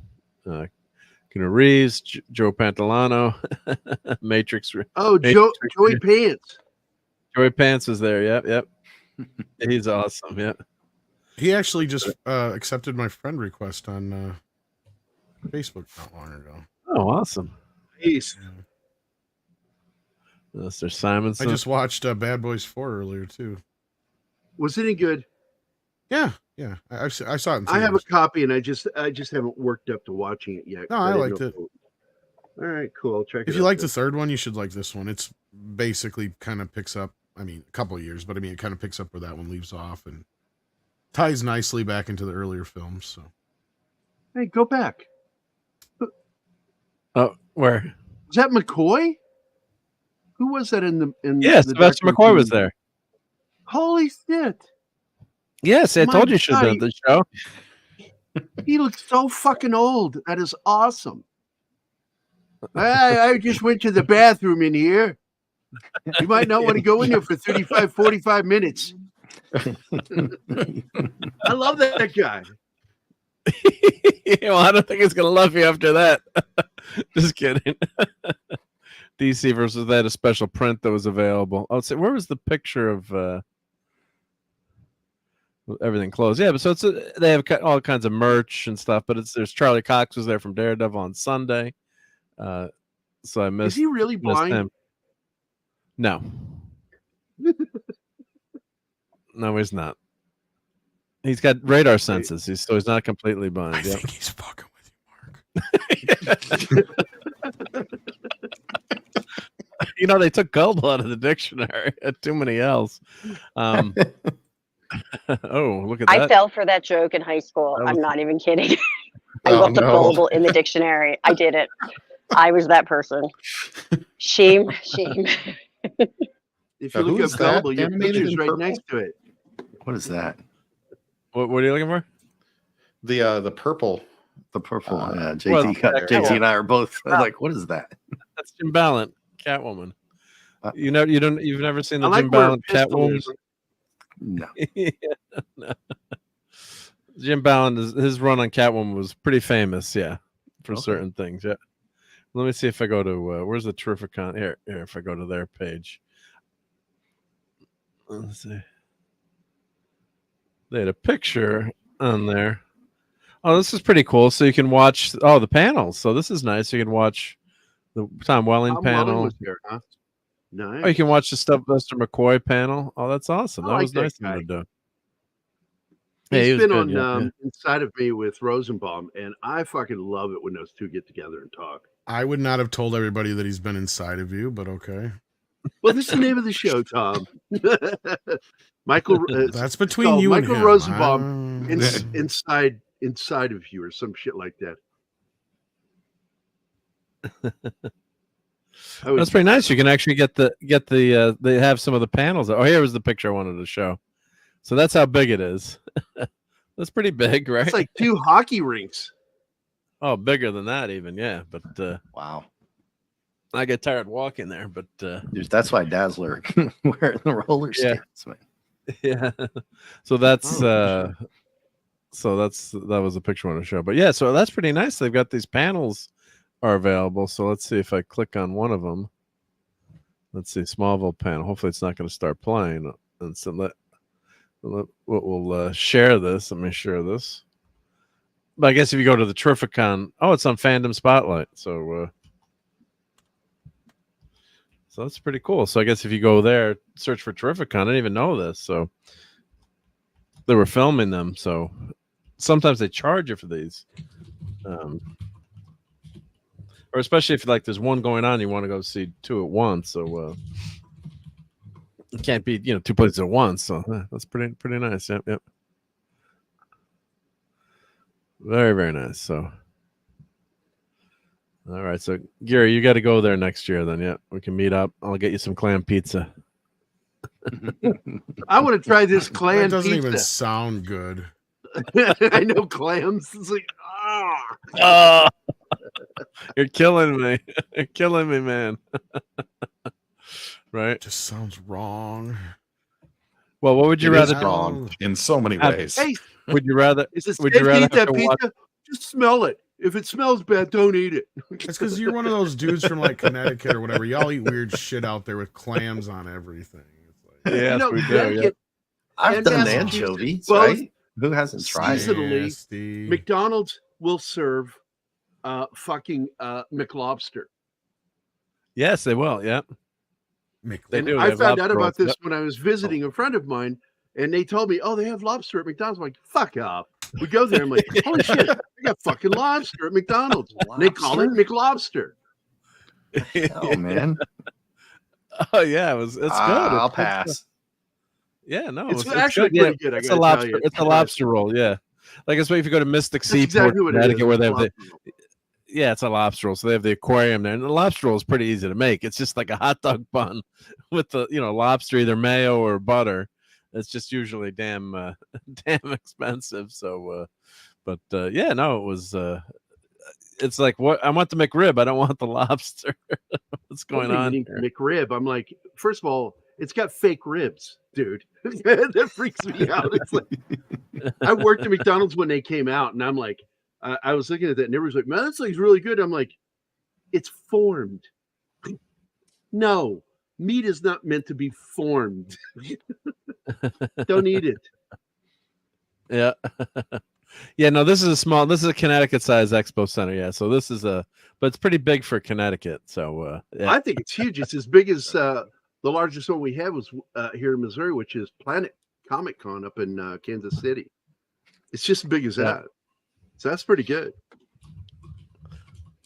Yeah, no, it was a good. I mean, and the show was small. Keeps getting bigger and bigger. So it's good to see. But then but then when you gotta wait to like get into it, like what's going on here? This is supposed to be like a smaller show. So, but no, it's fun and it's great to hang out and meet those people too. It's a lot of fun. So it's a great time to hang out and just have fun, geek and nerd out. And right. I didn't spend too much money, thankfully. So it can get dangerous, right? I mean, if you don't set a budget, you can go nuts and go overboard. So I'm leaving, my wife is like, don't go nuts. Don't go nuts. So yeah. So that was my warning. Yeah, it's like don't go crazy with Don't go crazy with your spending, or you can sleep on the couch. Yeah.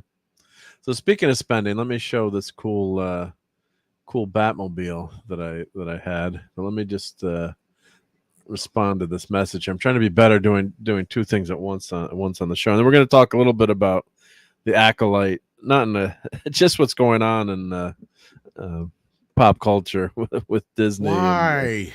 Just for a couple minutes, Tom. You probably have you talked about it yet? You're watching? You're still watching? You watched it? No, just it's kind of actually good news. What's happened? Tom's out of here. Beep. It's been one of those things for the last 2 to 3 weeks that you just can't get away from. I just don't even give too much of a shit to talk about it. So I'll just listen to you guys talk about it. Well, we'll just talk, just cover what's happening. But it's actually it's kind of good news, I think, in a way, right? I mean, I know. What if it had gotten renewed, right? So that's. I mean, I could have bought a boat. Right. So, but yeah, what's been the worst part is when they attack the fans. It's like, that it's a bad show when,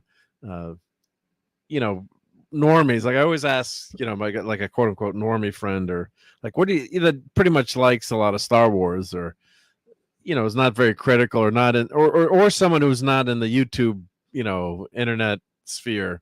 Like, what did you think of the show? It's like, oh, that show was garbage. It was horrible. It couldn't, just a horrible show. And then the person hasn't been influenced at all by any of the stuff that they're hearing on the internet. So that's what drives me crazy when you hear this stuff about how it's a toxic fans and reviewers like us that are driving people away from the show. I thought it wasn't there problems like they weren't even using the lightsabers the right ways? They were doing crap with lightsabers. They're doing had no cannon, just no. They use the Force. And people are dying off screen. One of the major characters, they just walk up and he's already gone, dead, and just stuff like that. I'm like, well, I'm not going to watch. I'm not going to watch. So, I mean, is it really like that, Mark? Well, that's like some of the stuff you could say that yes, it's breaking Star Wars canon in some ways, but not even getting into it that deeply. It's just you don't care anything about the characters. Mm-hmm. Right from the beginning, Luke, you meet Luke, or he's a little whiny in the beginning. Go to Tashi Station, get the power converters, but you sympathize with Luke's story right away. You want to follow what happens to him, and you want to know what's you're like, oh, he's stuck on this farm here, moisture farm. What the hell is a moisture farm? But you my mother had one of those. Oh no. In other news. But like the characters that right away grab you, like the Force Awakens, that movie, maybe Rey is interested in for a few minutes at the beginning when she's scavenging. Maybe the first few minutes of that movie are okay, and then it's just all downhill from there. And Finn was maybe a little bit of an interesting character until they wrecked his character and turned him into a comic relief. And I think is it the anniversary of the Force Awakens coming out? Is it 10 years or how long? I have to even go back to just remember which one is by title. I have to go back and look at the title on screen to remember which movie is which now. Now that you said she was like foraging and stuff. Okay, that's the first one, right? The first one, yeah. The Force. It took me years and years to even watch the last one. I just wasn't even interested. Star Wars was the first movie I remember ever watching as a kid. Everybody here knows my age, so. But to me, the big disappointment here in the Acolyte was force whips, or light whips, because totally a stolen idea from the Ferengi on Star Trek: The Next Generation. But we only saw those one episode. I actually know what a Ferengi is. They were energy whips. Yeah, nice. but we get them one time on TNG, and then we get them one time in the Acolyte. I mean, It's such a cool weapon. I'm crushed. You can tell in my voice.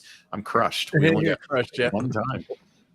Well, what really killed me too was, we don't, I don't really talk politics that much on this show, although politics, it's intersectional politics, and that's what's happening now. So before we'd argue about as kids, like, who's better with Chewbacca or Han Solo? Who's better with, shooting, or who The could Luke Enterprise take, or versus the Star yeah, Destroyer. Enterprise versus Battlestar Galactica, and now it's all become the hateful fans are in there, and they're calling them ists and phobes, and I'm a person who always keeps an open mind, and this show just sucked. I mean, the writing was horrible. You didn't care about the characters. You're rooting for the character to die, basically, or they've switched, right? So they do that Freaky Friday thing where they've switched. So you didn't care about the characters. The motivation didn't make sense. I mean, all right, the witches and all that stuff. Yeah, you can get into it. Was it breaking canon and all that? But you don't even care about the characters. And then they're making the Jedi out to be the bad guys, and basically taking this kid, the kids away, the twins. And it's there's just no redeeming qualities in any of this stuff. And yes, maybe the lightsaber fights are cool. You could argue, okay, well, it's a cool lightsaber fight, but you've got to have a backing story. That's why the Duel of the Fates was so amazing, in in the first prequel with the fight with Darth Maul, because you care about Obi-Wan Kenobi, you care about Qui-Gon Jinn, you care about these characters by the end of the movie, and then plus that music is just geez, yeah. That's when the music was good for it, right? It matched the fight scene. No, it was great. Yeah, and hail to Cranberry, long ears. Cranberry always shows up as I'm writing in the chat that I have to go. He always does. Yeah, just did it. Yeah. Well, now you have to stay for one more minute. I'll stay for 10 more minutes because Cranberry. Okay. Hi, Cranberry. Yeah, they did have whips in the EU. Yeah. But yeah, I mean, I don't think I talked to anyone who thought this was good. Good show. Now, sometimes we'll argue about like, oh, I like that episode or this episode, or like, there was nothing good about the show. It was all downhill. And I mean, you remember when episode 7 came out, and everyone was saying how horrible it was. So I don't know what the shock is that this show got canceled after costing that much money, and then to go attack the fans for being instant phobes is ridiculous. Because if you produce something good, we're gonna watch it, and we're not gonna care. They haven't cared about that for years, and all the people do the reviews and stuff like that. They're just attacking people just because it sucks. Yeah. So Gary, did you watch any of this, or no? You didn't watch The Acolyte, right? Oh, The Acolyte? Did you watch any of it, or no? Let me check. Note says, "Fuck no." That's what I was gonna say. That'll be an AT double hockey sticks and a no. I tell people all the time, I joke about being gay, but I'm actually not gay. So no, you're just happy. That's what the word means. I mean, come on. I know. And that's how I know you really are gay. Totally. Smellers the feller, Gary. They just call him Backdoor Gary. Okay, it's not for real. Anyway, I always Steve, hi in the chat. It's an old friend I haven't seen in a while. Just wanted to say hello. Hail. So I'll tell you the figures I really like, Mark, right now, and I wanted to mention it is I've got them on my wish list that I might buy myself for Christmas. Is the McFarlane Fallout Lucy, Maximus, and Ghoul figures are amazing. Well, we'll look for those in a second, though. Yep. Well, I guess no one else wants to talk about The Acolyte, right? We'll switch gears now. I guess Thomas. Yeah, we've all it out. I'm glad you brought it up, Mark, because at least we know that you don't like it, and we can go back to what was the Eternals movie? Was that the one you hated so much, or what was the one? Eternals was horrible. It was when you came out. I remember when you came out. That's a lie. That's fake. When you said, "Oh yeah," when Mark comes out and says that was terrible, then you can trust it. And Tom and everybody else, when all of those guys are doing it, when all you guys, Tom and Gary, and then Mark on top of it, then you know it's bad. Yeah. Well, the one thing I'm hoping that this could be good news. If what was funny was someone had posted on Twitter, like, see what you fans have done. Now we're not going to get any new Star Wars, and all these people are reposted like this is acceptable, because if you're going to give us garbage, this isn't Star Wars anyway. Fuck you. Yeah. I mean, we got I guess people like Andor. I watched the first 3 episodes and stopped. I didn't think it was terrible, but it was slow. Maybe I'll go back and watch that. And some of the Mandalorian was good. I like slow burn stuff, Mark. I like slow burn. Yeah. Like I love Smiley's People, Tinker Tailor Soldier Spy. I love slow burn shows.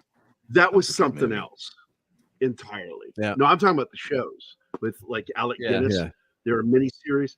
I like slow burn shows like that. This was not. Andor, first of all, it didn't feel like Star Wars. Looked like Star Wars, didn't feel like Star Wars. The premise was interesting, but the way they did it was just so fucking boring. And I couldn't get past episode 2. Okay, so I made it to 3. You made it further than me. I got to 2 and I'm like, the episode Power of 2. Father, man. Mark made it to the episode Power of Many. Power of Many. But they did have good viewership, by the way. Yeah, so that. The power of 1. The power of 2. The power of many. Scissor me timber, sexy space switch, let's groove. Now you be the dom and I'll be the sub, let's switch. Scissoring all night long. This is the I like this scissoring this out. It's so tight being the acolyte. The force is not the force, it's dead. The force is now the thread. Thanks to lesbian space witches. Take the pictures.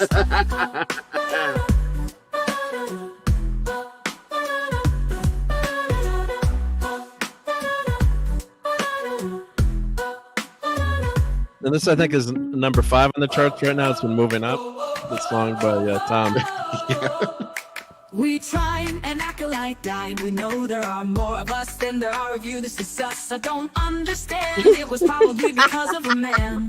The season of 1 with no season 2. Now Leslie doesn't know what to do. Man, all these internet critics are so mean. Maybe we can get help from Daddy Weinstein. We were reviewed yeah. And all the racist men wouldn't let us have no fun. So now the acolyte is done. We were review bomb, and all the racist men wouldn't let us have no fun. So now the acolyte is done. That is done. We were review bombed. All the racist men wouldn't let us have no fun. So now the acolyte is done. We were review bombed, and all the racist men wouldn't let us have no fun. So now the acolyte is done. Nice. Well done, Tom. Very nice. Tom, that's pretty good, but nothing is better than your I Look Good on You song. And I haven't heard it in a really long time. That was good, dude. Bring it out sometime. I sold about $20 worth of singles on that one. So. Where is that on iTunes? You know that. Yeah, it's on Courtney iTunes, and I are both actual totally musicians. So I have to say I really like that one too. Yeah, I look good on you. I get scissors beat timbers. Okay, I'm sorry, everybody. I interrupt again. I have to go. I'm racing like crazy tonight. So everybody have a lovely night. And see you next. Bye. See you. Bye, Courtney. Thank you for being here. Bye. Courtney's great. Love Courtney. Yeah. But she's always on the move, though, right? She's always moving somewhere. Sit still, Courtney. We went have some fun, relax, breathe. But they always hyped the Wookiee. Everything about that series was just a disaster. I mean, the Obi-Wan Kenobi series was horrible. We got Rogue One, and some episodes of The Mandalorian were good. Some Mandalorian was good, but Boba Fett series was horrible. We haven't gotten anything really really good for I watched the first season of Mandalorian, and then I dropped off of that, and I just because I actually went to listening to people here on YouTube, guys like Tom, you, Carrie, and Gary, and a bunch of others. And I was like, yeah, I'm not like Loki. I was like, oh, I'm gonna watch Loki. He's like, no, I don't think I'm gonna watch Loki. You kick him in the nuts, in the gonads 80 times in a row. I guess they think that's funny, but oh well. And then I kind of wish they actually made shows for normies, because we were talking about it earlier, and like, well, normies might like it. It's like the fact is normies do have taste, and if you throw a bunch of stupid shit at them, they're not going to like it. No, and I know a lot of normies. Normies kind of annoy me because here's the description of what a normie is. Remember back American Bandstand when it first started? Yep. Dick Clark. All that I'm old enough. Okay. Yep. He would always talk to somebody in the crowd after they played a song. He would put the mic up and start talking to the people in the crowd, and they go, well, it's got a great beat, and it's easy to dance to. That's a normie right there. That's a normie answer. Yeah. That's what a normie is. But it's the best description of what a normie is. You've got to have these movies got to appeal to everyone, but then you pull in the genre fans too. But Star Wars was a phenomenon. I mean, everyone wanted to see Star Wars. I mean, even Mom wanted to go see Star Wars after a while. It's like our dad had to. We begged my dad to take us to see Star Wars, and I don't want to see this is crap. It's going to be crap with fake spaceships, and he ended up actually loving the movie. And then like everyone wanted to see Star Wars because it had universal appeal. It was universal storytelling, and they're writing these episodes to appeal to what they think is this niche modern audience. And I can tell you, like, my kids, other than my one son, is kind of like some of the genre stuff, but like, does my wife want to watch? It's like they're trying to write this for women. There's no way in a million years she would ever watch The Acolyte unless I've, sat her down and said, well, you got to watch this with me. I mean, so you've got to write to your core audience, and they're trying to shift who that core audience is. I mean, Star Wars was predominantly geared towards young boys when it came out, and males. But it didn't mean that a woman couldn't like it or enjoy it. Because Tom knows this, and Tom and Andre know this, that there was a study that was done within Disney by an external company, and what they had discovered, and this is back in the 2000s, is that they were holding on to girls after age 12, that they were continuing to be fans of Disney. They were losing boys after age 12. So, well, what do we do? So they bought Marvel. It was the first step. And then Iger wanted to get Star Wars really bad. So he shortchanged John Carter. That's why it tanked, because all the money that was meant for the marketing of that went to go towards buying George Lucas off. And they get Star Wars, and both of these were purchased for the sole purpose of keeping boys' butts in the theater seats. That's all they cared about, is boys' butts. Yep. And I'm not making anything out of it. You think what you want. Anyway, so they wanted to get and they got a taste of it, because what brought it in more so is that they got a taste of the boys' market with cars, right? Because girls are kind of fickle when it comes to toys. They're kind of picky and choosy on what they want to do. That's why Barbie is so popular, because girls can project whatever they want into Barbie, right? Barbie can be anything. That's the whole tagline, right? So girls could do that. That's why like strawberry shortcakes and rainbow brights and all those things kind of come and go really quick, because girls are real fickle with that kind of stuff. They like things that they can project onto, can expand their imagination through, to where boys love to know everything and anything there is to know about something, right? So once a boy is into Batman, he's going to know every goldarn thing there is to know about Batman, right? Or Star Wars or whatever it is. And they will obsess about it, right? Until they get everything they need to know. That's why boys are always good collectors, right? We always have been. Women aren't so much into that. Now, I'm not saying there aren't any, don't get me wrong. I'm just saying in general, women aren't necessarily into that kind of a thing so much. Boys, though, also they got the taste of, okay, so Cars is selling, Pirates of the Caribbean got popular, and so they're like, oh, if we can sell Cars toys like that to boys, can we imagine what it would be like if we had a franchise that boys were into? Like the girls have been into our princess franchises, and for the most part, Pixar at this point. And they got a little taste of that as well with Toy Story, right? Because a lot of those toys were either neutral or boy toys too, right? So that helped. So they were finally getting a taste of this. And once they got a taste of the Marvel money, you know, they went bonkers. They're like, look at this. This is insane. We're practically printing money, right? Like, it's like, yeah, duh. Boys buy stuff. They get into the stuff. They buy it. Yep. You know, I like turtles. I got turtle shit all around here, man. Right. I'm a grown something child. Something happened in the 20 teens where they lost sight of what they did this for. Right. And they started gearing it towards females. That's where the DEI and all that kind of crap. Yeah, all that shit came in. It's just crazy. They bought these, they spent $30 billion buying these two franchise or two IPs, Lucasfilm and Marvel. And they just buried themselves. And if not for BlackRock and other companies that just keep funding them, you know, I don't know how Disney is still going right now. Because I guess the when theme I first park started doing this, no, they've lost tons of money on a theme park. Losing money too. They're hurting for money, and they know it. Tom and Andre have both made videos about that. They're in so much trouble. Hulu settlement is coming up too. They're going to lose more. Yeah. Gina's gonna crush them, right?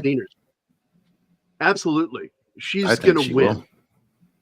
Well, especially with all the statements that Mark Hamill and everyone else has been making too. Doesn't well, the winning isn't even in an actual victory, right? Like I've been comparing this to the Johnny Depp case for the very simple fact that basically, you know, that it's more about getting the truth out there. She could give a shit less probably if whether or not she wins. I think case. Johnny Depp was the same way. It was the same way. Exactly. He almost figured he probably wasn't going to win the case, but to him it didn't matter as long as he got the pictures, the evidence, the video, the audio, all that shit. Yeah, he even took it down to where like she doesn't even have to pay all that money. If I remember right, I forgot exactly. How much that's right. Oh my God, that's right. He did that. He was going to forgive that shit. And then she started trashing him again. I'm like, Jesus Christ, man. Yeah. Well, I don't usually watch those courtroom things. I think I watched one political one, and I watched a lot of that one. If he hadn't recorded that stuff, he would not have won I think he won all the judgments except one, if I remember correctly.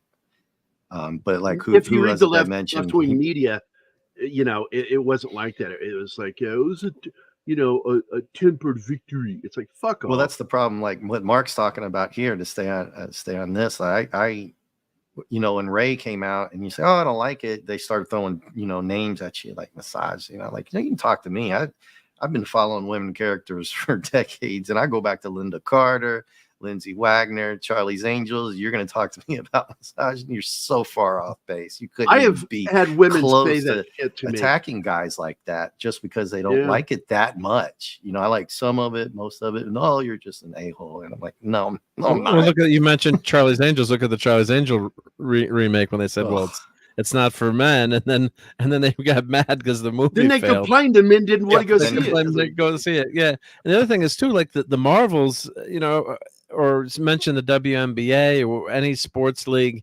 if all the women in the country, a huge percentage were watching the WNBA, and it's getting more popular now thanks to Caitlin Clark.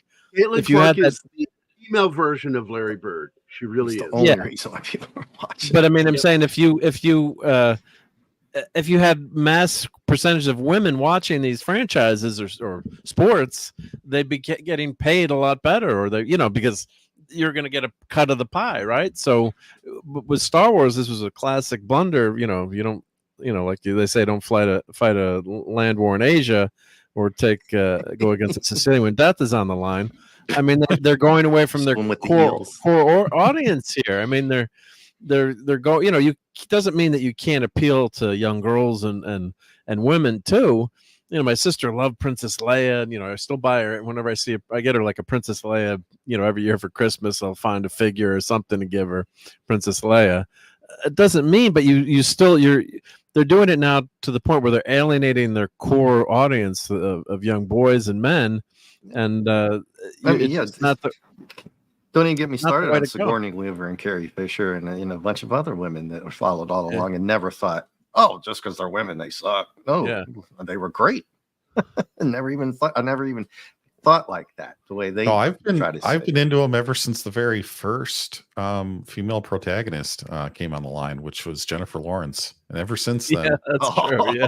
Oh well, she 100%. Started it all, JT. Right? Mm-hmm. She started everything. Exactly. Well, look at these, and God bless her. Thankfully, we have Jennifer Lawrence. But look at it. Yeah, so The Mandalorian was decent. All right, some of it was not so good. Every show you get bad episodes, but I think we all here would agree The Mandalorian was a pretty decent show.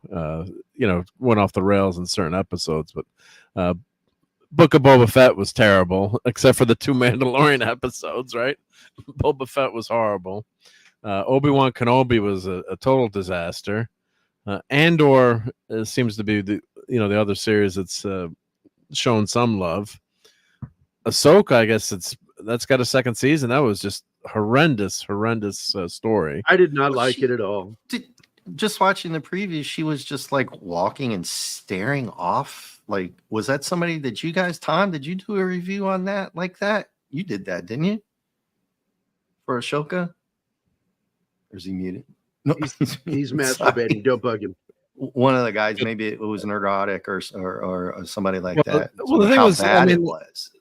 I mean, the lightsaber battles are horrible. So you appreciate Ray Park and all the work that they did on the prequels, the classic work, exactly. Hayden Christensen. So Hayden Christensen turned out to be an amazing athlete. You got to be a great athlete to do this stuff. So and she's older too. Rosario Dawson too. So some of the fights where I was showing some of the clips, it was hysterical. Like one of the who's the Mandalorian, forgetting the character's name, who's becoming a Jedi, which is another thing. Ginger.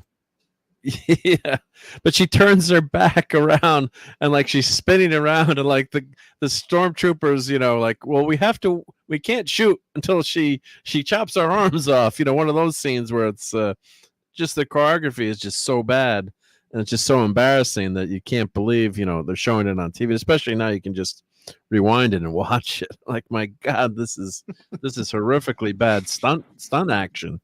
So that show was the story made no sense. Thrawn was not impressive in the show. He's more like an idiot. And then you got those death troopers. It was just horrible. Now, what's this skeleton crew I've been hearing about? I thought that was animated. That's like live action. Wow, I don't even heard that. What is that? Taking place the same time frame as The Mandalorian. Was it made under Kathleen Kennedy? Don't care. It's premiering in December. No, this is the latest show. But I'm wondering if they're gonna stop making Star Wars shows on TV after this because they're losing so much money. So it's in The Mandalorian. They haven't made money yet from Star Wars. They have not gone in the black. They've been in the red ever since they bought it. And all they had to do was come out with, if they'd gone the EU route in the sequels, and then had the characters we loved, Luke, Leia, and Han, Chewie, had them all together. Those first 2 movies, and the third movie could have been a turn off, hand off to the the newer kids. But then you would have had a Luke Skywalker who you loved. It wasn't a deconstructed Luke Skywalker, and then you could have had these series, and who knows with the damn technology these days that they have, do as they've done with the de-aged Mark Hamill, which looked pretty good in The Mandalorian, and the second time around, not the first time wasn't so good. Not the first time. But imagine, or if you've even got another actor to play, as much as Mark Hamill as Luke Skywalker. If you'd gotten another actor to play Hamill, and if he was decent, you could do that.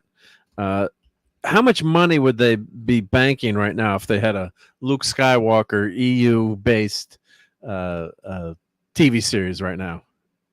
I mean, how many hours would be? If he was halfway decent, it'd be crushing it. They'd be opening Star Wars stores around the country if they had done something like that. Right. I mean, you could have Sebastian Stan could play, Luke. He looks. Well, didn't Drunk C-3PO say that they closed the Galaxy Hotel? Oh yeah, that closed down. Yeah, the Galaxy's Edge. There you go. They can't even keep that open. Yeah, yeah.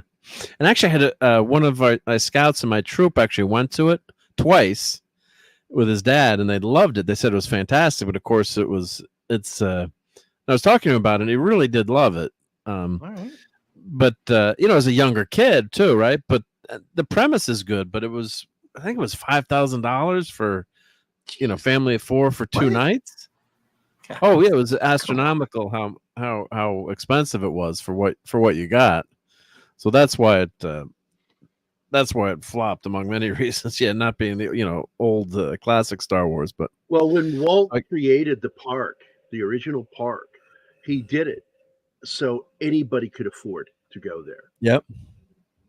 And they lost sight of that.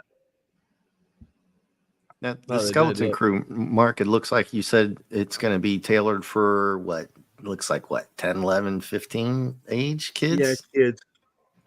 Oh, okay. Well, maybe they'll do a good one for try that route. Because look, Dave Filoni can only write at a 4th grade level. That's how he writes. Every script of his is written at a 4th grade level. And if you know anything about the history of television writing, in early television, all the way up into the 80s and 90s, everything was written to where a 4th grader could understand it. And you want to catch everyone. Yeah. And look, that works for a few people, but there are a lot of us out there that are smarter than that and like to have things given to us in a way that we need to really think about what's happening. And that's not Dave Filoni. Now, Favreau can do that. He's a very good writer, but he's been, I don't know what to call it, Tom. It's like they've got him pigeonholed, painted into a corner to where he can't really do anything. He's just a tool that they pull out to do a few things. And he's not able to have any control right now with Kennedy in charge. That's pretty much. Yeah, so here's the trailer.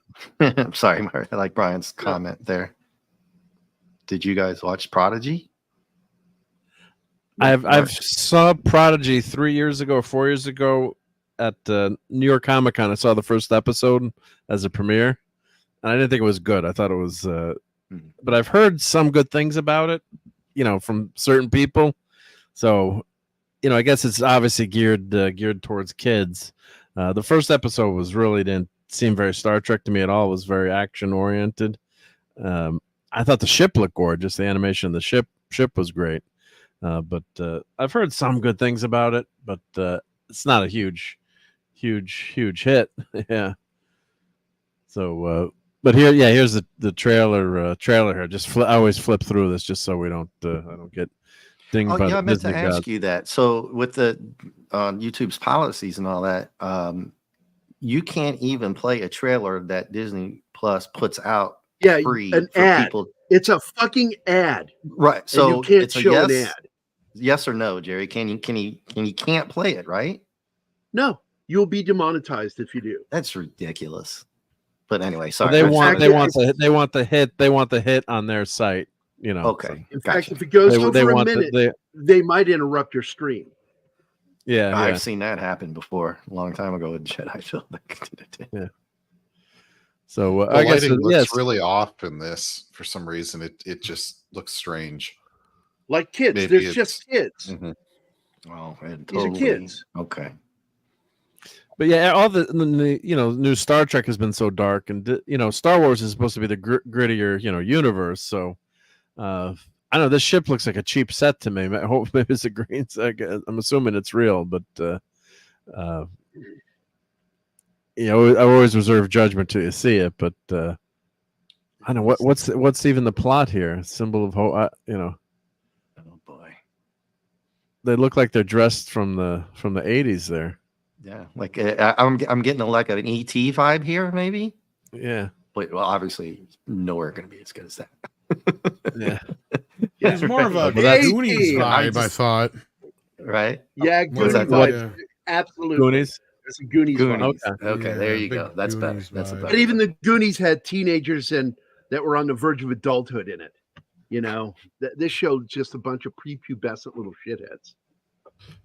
So this is trying to be like I heard you snort on that one, Deep Tom. Space Nine, Red Squad, right? Where they have that Defiant class ship, and they're all cadets, and they have a skeleton crew of people left on the ship, and they try to take out the Dominion. Kind of sounds like it's been done before. I don't know, but yeah. Good luck. So what are you saying, JT? The plot is going to be like that? That's what it looks like. It looks like that episode, but hey, guess we'll wait until it comes out. And when Brian's saying that his kids like Prodigy overall, but we don't have the streaming service to watch the second season. Yeah, so I think, and certain things are geared towards, younger audiences. Doesn't mean, especially if you look at comic books today, it's, it's such an older audience that's still buying and reading comic books. But, I used to buy the Marvel Age comics or the young kids comics for my kids and read them to them. I'm like, God, these are actually better than some of the new comic books we have, coming out. Of course, this was 15, 20 years ago when they were, kids. But, it doesn't mean that you can't have something good and then it can have a crossover appeal. But you've got to write it, as I was saying before, you've got to write your Star Wars toward your core audience. And if they're going after younger kids here, I don't have any, I think that's great. Go after the young audience. And if you write it well enough, that means mom and dad can also have fun watching the series too and won't be alienated like, oh my God, I can't believe I got to watch this again. Like High School Musical, the movie, I probably watched that 100 times with my kids, but don't tell anyone, but it did have some good songs and it was, cheesy, fun stuff, but at least it had some good tunes and it was a fun thing to watch. And yeah, after a while, okay, I wanted to pull what little hair I had left out, but it wasn't totally terrible. And you can see, it spawned a whole onslaught of more movies and TV shows.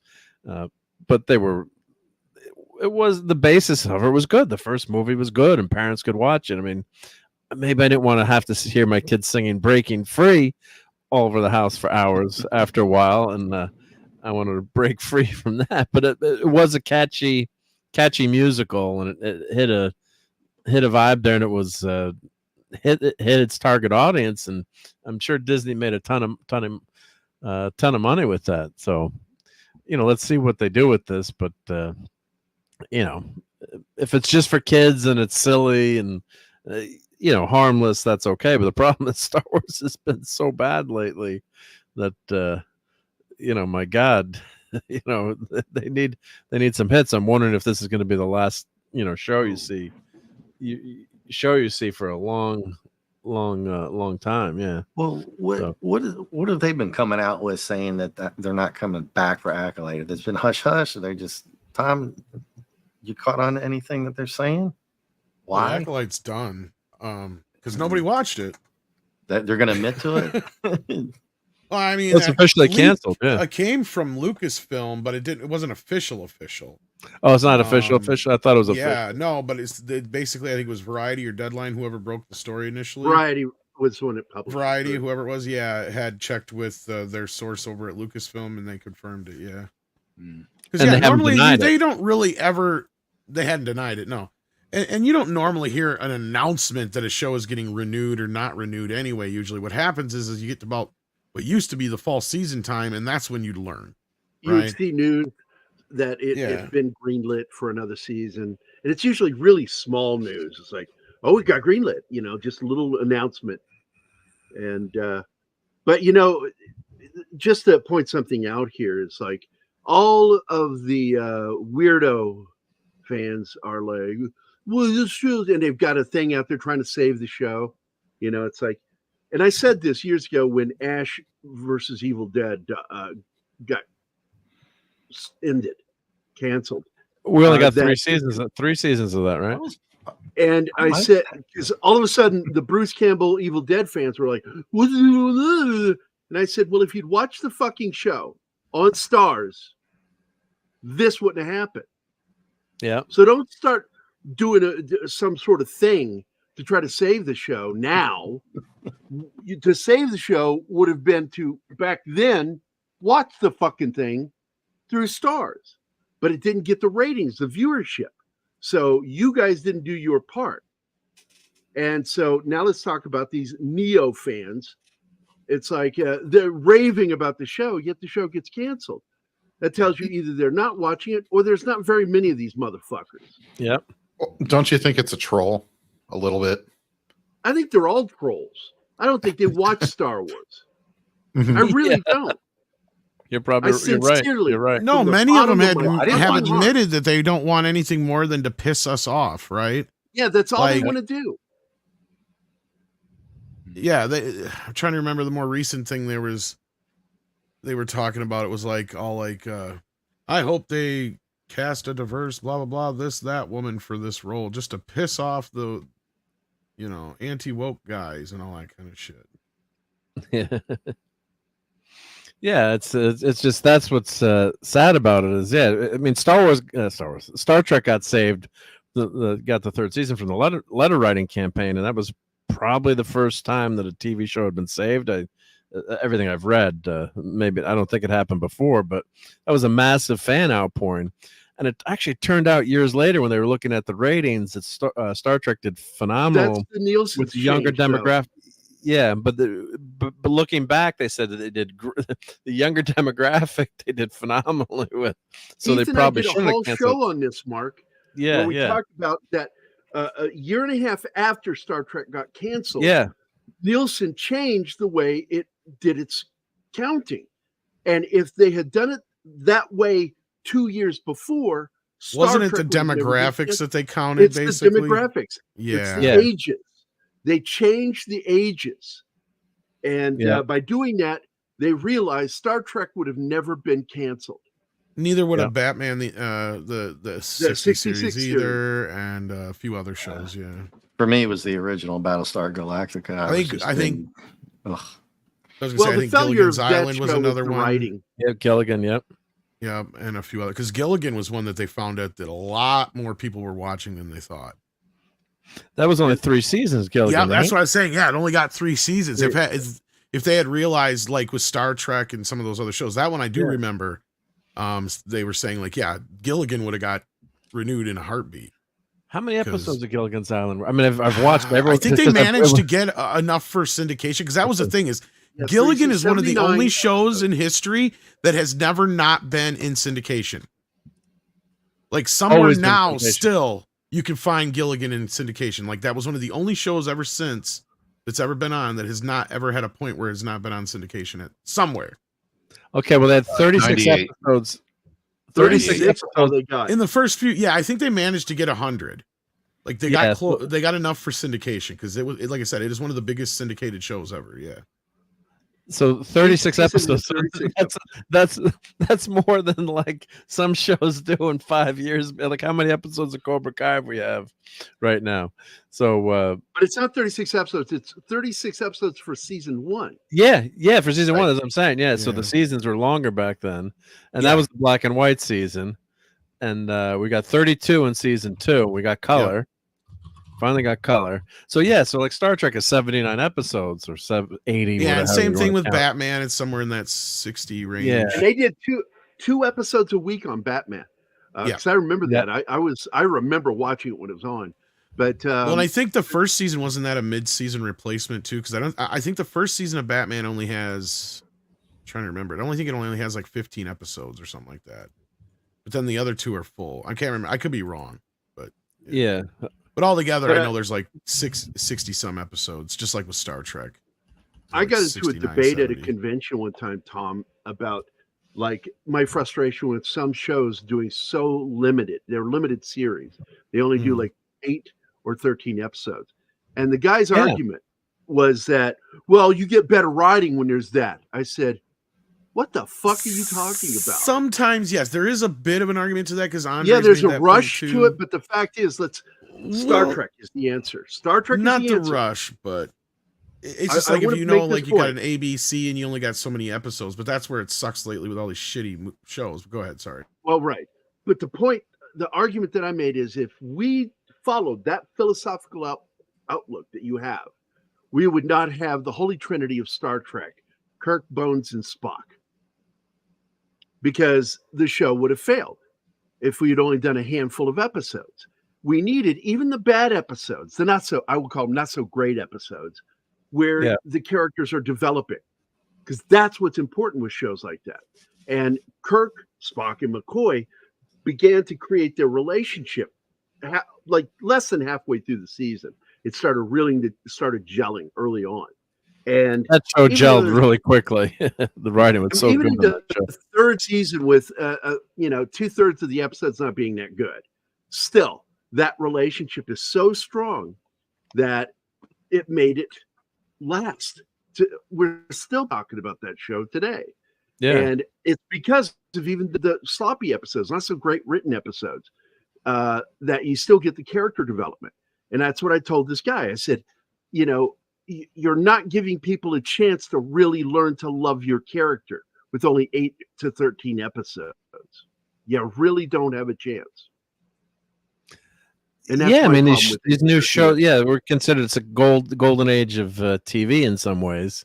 And some of these shows you get eight episodes. Now, what I don't like is when they have one storyline for the whole season and it's dragged out, like Luke Cage. That has failed so many shows. It has caused the failure when they do that shit.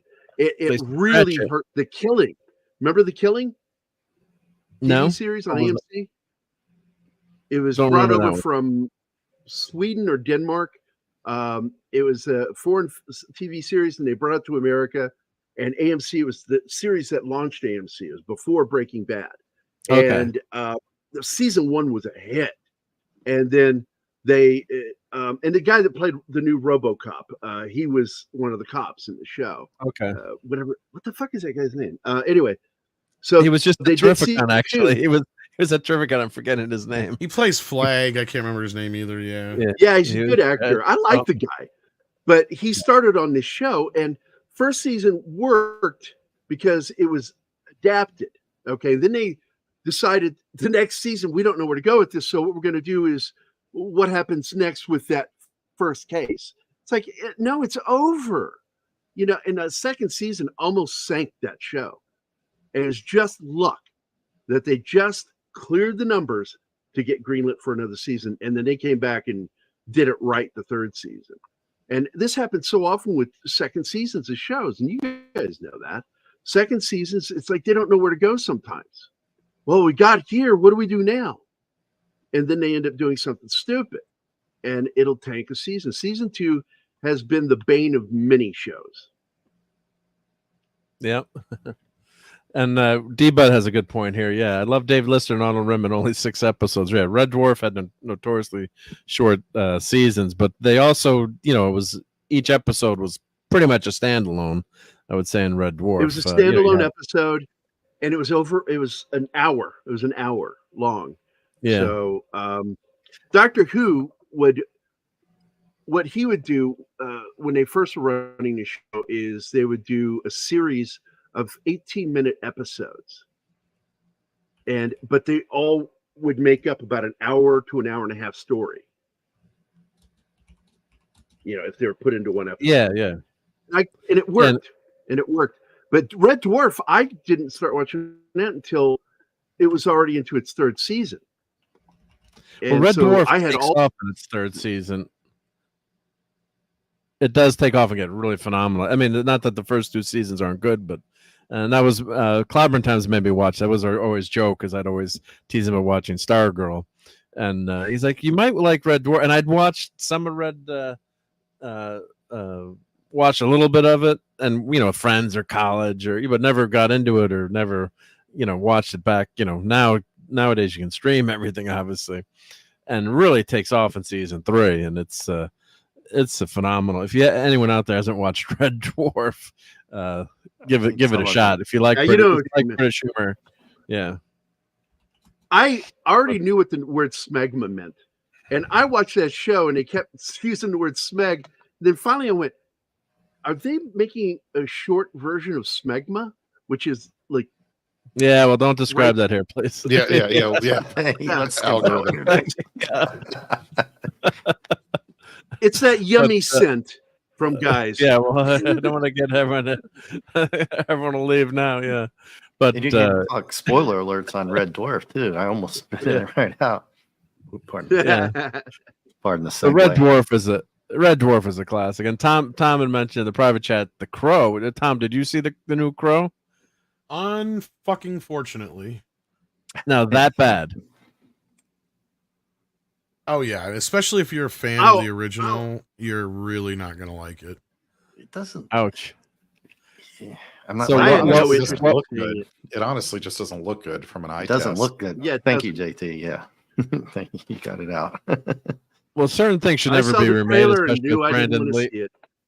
especially with Brandon Lee tragically passing during the filming of the movie, killed in that horrible accident.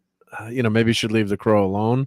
But what was is anything good about it, Tom, or anything, or nothing redeeming, or no? And I'm pretty sure at this point, honestly, I think after doing research for our recent a video we got coming out on the postmortem of it, Andre doesn't say it in the video, but through my research, I'm almost convinced that this was a producer's type scheme. Have you guys seen the movies, The Producers? Yeah. I'm not even kidding when I say that either. I'm not. Will Ferrell or the original? Okay, so here, let me the original, of course. You know who in Germany. Yeah. So let me explain why I think this is. Okay, the reported budget for this is $50 million. There's no way they spent that much on this thing, first of all. Second of all, they pre-sold this thing in 2022 to foreign distributors. Now, if anybody knows, that's what New Line Cinema, Canon used to do back in the day, Miramax, and all those guys. They would pre-sell it overseas. So that would be the money they basically would use on the production. Then Lionsgate gave them $10 million for local distribution, or domestic distribution, I should say. And they also put up $15 million for P&A, which is prints and advertising. For those who don't know what I mean by that, sorry. So basically, TNA, they spent that much on TNA? TNA, no.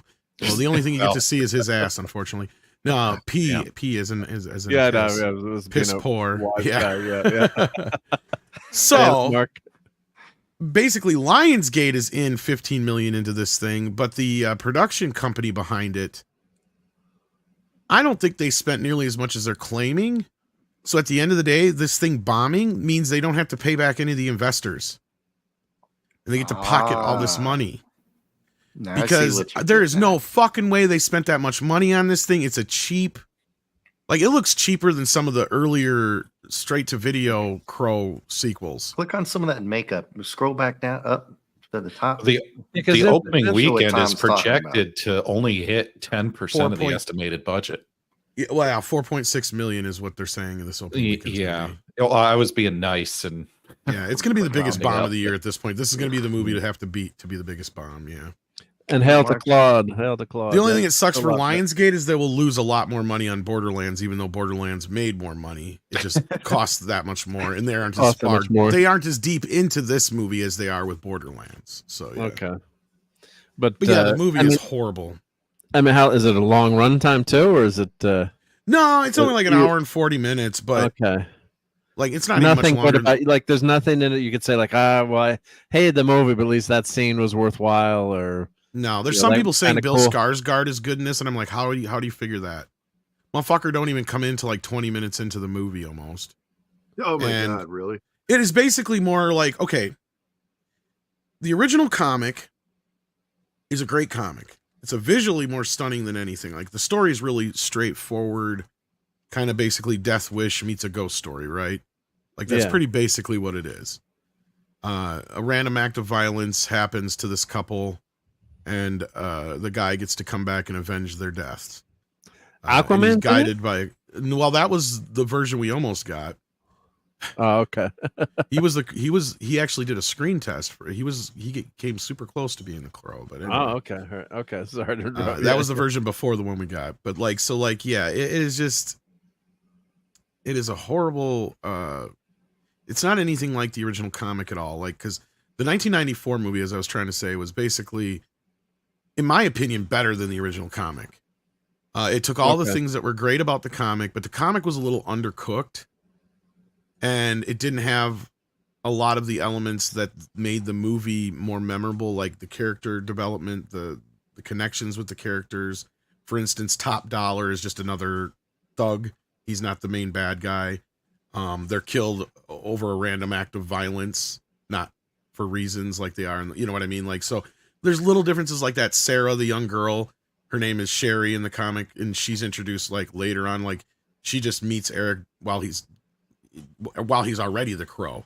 So it's not like they already knew each other. So like, I like that in the film, they gave them more of a relationship, like she'd been taken care of by this couple, you know, for a while. And the way they present Eric and Shelley in the film, even though we get very little with Shelley, right? We still feel that pain through Eric. We still feel the pain through his memories, all these happy memories that he's had. Clearly, they're a very happy, healthy couple. They're not mean or bad people. They're nice people. You can tell just from what you're seeing about them. You know, yeah, they're a little quirky and goth, but I mean, there's nothing wrong. You know what I mean? Like, that's kind of the way they were being presented is, yeah, just because they're off kilter doesn't mean that they're bad people. And then all of a sudden this bad thing happens to them because Shelley's pushing it, you know, because they're trying to push them out of their apartments. And so she's pushing back, and then that's what they get killed over in the movie, of course. And to me, all that kind of brings it all together better. And they drop some things like the Crow being able to talk and stuff. Like, I didn't really think that was, I mean, it's okay for the comic, but I think it's better that it's more of an instinctual thing between him and the Crow. It just works on more of that animalistic level. Yeah. You know, and then this version, Shelley is a junkie. She's the focal point of the first part of the film. There is no Sarah character. Her roommate gets killed, or basically gets her killed. And then you come to find out that the bad guy is this guy who has powers, like he's a demon of sorts that can whisper and influence you into doing things, right? Yeah. So the bad guys aren't even responsible. Then it's funny you say that, right? Because then it's not their fault, right? Then why? It's why funny you say that. Not seeing the movie, yep. But anyhow, so you pick up on that right away, and I did too. I'm watching this movie because, like, anyhow, so basically they get killed over her. Dad man's here, so we got to play this. Over that way. God damn it, Mark! Jeez. That's a rule on this channel. So she has a connection with this demon guy, and that's what she's killed over, right? We don't find out at first what it's all about. Okay. But but before she gets killed, actually, she's being chased by him, and she gets busted by the cops, and I don't even remember how the fuck she does. I don't even remember now. But like she ends up in rehab, and that's where she ends up meeting Eric. And in rehab, all we get to know about Eric is that he saw a horse die when he was a kid. He gets picked on by everybody, and he's quiet. That's about it. Yeah. Like, we get no character development whatsoever about him. And so, like, they kind of start off this tumultuous relationship right in the rehab center there. And all of a sudden, these guys show up to kill her. So they escape. And they end up, I think it's his place or something like that, or somebody's place that they know. So they end up fucking and getting high. And then they get killed because they find him.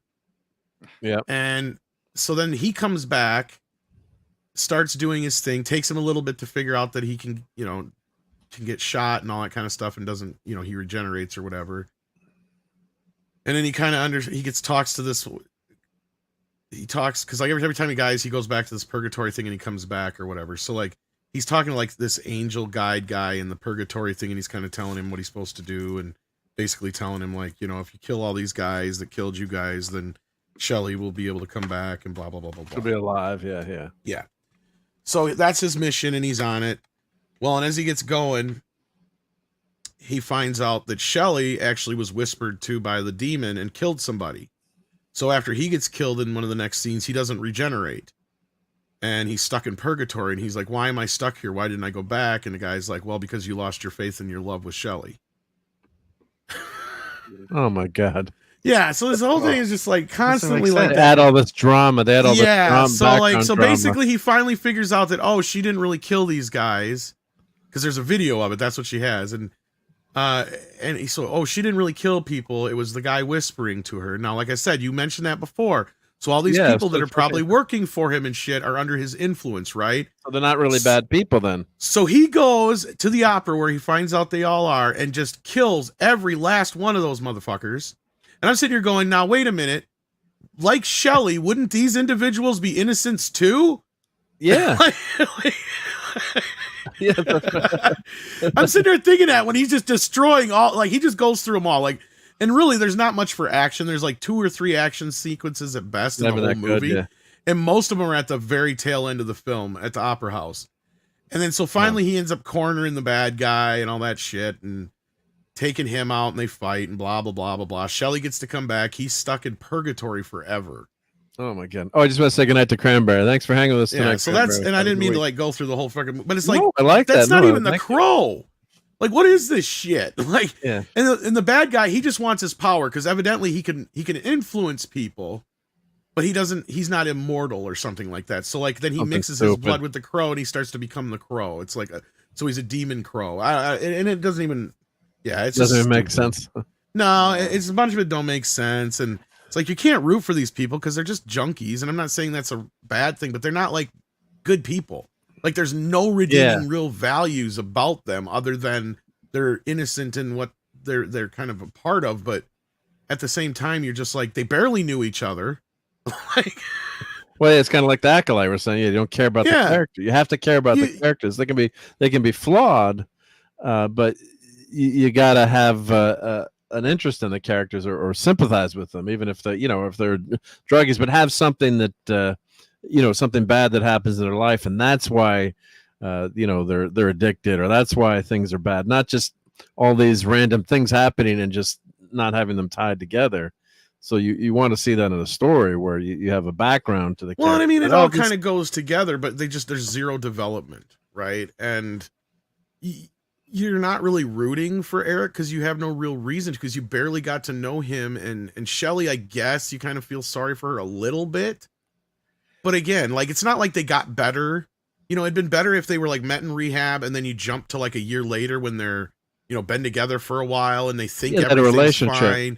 And then all of a sudden all hell breaks loose, right? Like that would have made more sense. But I mean, even the original film knew not to dwell on all that shit. It does have flashbacks. It does have things. But after the first part of the film, where it happens right away in the beginning of the film, they show pretty much everything that happened, right? So at that moment on, setup, but it's a quick setup, but you understood how much they cared about each other pretty quickly. Yeah, throughout the film, he gets a lot of flashbacks with Shelley and stuff like that, but they're brief. Like I said, you barely get to see her or get to know her. Yeah, economical storytelling in the original Crow. Yeah, you right away you knew that was the love of his life, and you understood. Well, and I love the line, "Who gets married on Halloween? Nobody." Nobody. Yeah. So, he does have a 6-pack at least. I guess he got in shape for the movie, but he's scrawny as shit. And I mean, I haven't read the original comic either, so I don't know. You were saying they were trying to go closer to the original comic. No, I wish they had. I wish they had. Then it would have been like an excuse for it to exist. Okay, yeah. If anything, they deviated even more, right? I mean, the original film does a good job. Like, I compare the original film to what TMNT 1990 did with, the Turtles, even though they had other influences to bring from. Like I said, they sat down and they looked at the Crow. They're like, look, this is great, but like I said, it's undercooked. It needs a little bit more mixing up a little bit. You need a major antagonist.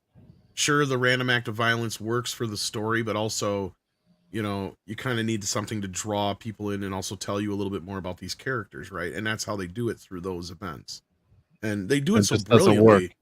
Yeah, and I mean, I don't know. And most people like the film. I've only met a few people who don't, but or at least don't think it's that great. But I mean, nobody can deny the cultural impact it had. And I mean, that's the stupidity of it all. And that's where I'm almost convinced at this point that this just has to exist just as some sort of tax shelter or Ponzi scheme of some sort at this point. Well, that makeup right there, I mean, like with Thomas saying that actually that's not in the movie. That's not actually in the movie. That's fake. Yeah, okay. Yeah. I was gonna say. No, he looks like the Joker in the movie. Basically, he doesn't even wear white makeup. Yeah, that's what everyone's comparing him Jared Leto or Leto. He's got tats all over, and then he takes the tattoo ink after he finishes his Shelley tattoo. Yeah, and he puts it all over his eyes and his lips. Yeah. Having watched both of the trailers right now for the 94 version and the 2024 version, I'd much rather watch the 94 version, having not seen either. It just you've never seen the 94 film, man? Oh, geez. Well, do yourself a favor, bro. Whoa. I'm going to be 38 soon, so I was not old enough for rated R. Yeah, do yourself a favor, man. That is one of those films that just like captures that era, man. Like absolutely everything, lightning in a bottle. And sad part is we lost Brandon, but yeah, I was trying to remember. We're lacking so creative. We used to have creative people in Hollywood, and we don't anymore. It's business people. Well, you ever seen the movie Dark City? Yeah. Oh, I love Dark City. Same director, my favorite movie. Same director, Alex Proyas. Like that's. God, that's the guy was he's a visionary, yeah. Oh my God, that movie. So I bought the Blu-ray. Did they ever come with a 4K for that one, or not yet? Not that I know of. Yeah. Oh God, that's one of the most. But it also reminds me a lot of Dick Tracy. Kiefer Sutherland and who's the female lead in Dark City? Oh, it's is it Jennifer Jason Leigh or is it that other chick? Yes. No, is it Jennifer? Jennifer Connelly. Jennifer Connelly. Yeah, that's what I was trying to think of. I couldn't remember. It was one of the Jennifers. One of the Jennifers. She's so gorgeous. Kiefer Sutherland was so good in that film, dude. Yeah. But like, even also reminds me. I'm going to go watch it now. Just kidding now. It also reminds me of Dick Tracy, not in tone, but in the fact that Dick Tracy, if you guys remember that film, like most of that is like matte paintings and shit built off of sets. So this movie's a lot of miniatures and matte paintings and stuff just like that. And it's all a built world. None of it's like real. Only a few, like, I think they have a few alleyways they use, but otherwise it's all built set and 100% miniatures. And it's like this rundown gothic version of Detroit. The city that it's built in. And I mean, just, it's an amazing cinematic feast on all levels. And the music's great, the acting's great, the story's great, the score's great. Nice flips in there. Yep. The action's amazing, yeah. Oh God, I got to go watch it again. Yeah. Oh, good night, D. Bud Martin. Yep, it needs to get a sleep. Yep. Now, The Crow did get a 4K release this year. Actually, seeing you, man. It did. Yeah, The Crow. Even those hardworking wrenches got to sleep. Yep. I mean, I wasn't a huge, massive fan of The Crow. It just wasn't my shtick, but it was a good movie, though. It just didn't. Well, it was my generation's kind of movie more so. I mean, you're a little bit older than me, Mark. A little bit older. I can see that, but it was good. I didn't go crazy over it. I was in the Army when I was shown the comic, and I thought it was pretty good. I thought the comic was good, but I'm a fan of the film. And by the way, Tom, I went to Brandon's funeral. Oh yeah, up there in Seattle. How did you know him that you were able to do that? I didn't know. I just lived in Seattle, and like everybody went to see it, and it was just like we were right there, right at the gate as they went in. Wow. And it was something else. I wish I'd been old enough to go to Bruce Lee's, but Brandon's was that city was in sorrow because he was a Seattle boy. So here's the weekend dailies. I love Box Office Mojo. Opening at number 9. I'm trying to remember the last time a movie opened that low, a major movie. That's big time. Like even Borderlands at least managed to open in the top. What was it? Still top 4 or 5 or whatever. But yeah. Mm-hmm. So down 32.3%. So Deadpool and Wolverine won the week. Oh, this is the day. Oh, this is the daily for August, just for the day, not the weekend. Okay, single day. But let me go to Deadpool and Wolverine are killing it. I don't think the weekend's out yet, but it looks like Deadpool and Wolverine might pull off a comeback. Yeah. With the Memorial Day. Well, word of mouth is getting around about Alien, so I think it's just such a disappointment. What's the word? So let's see, August 23. Well, they do have partial numbers here, so it looks like Deadpool and Wolverine could beat Alien Romulus. I thought it's looking like it. Yeah. Yeah, that's interesting because I thought it might have that movie's got legs, right?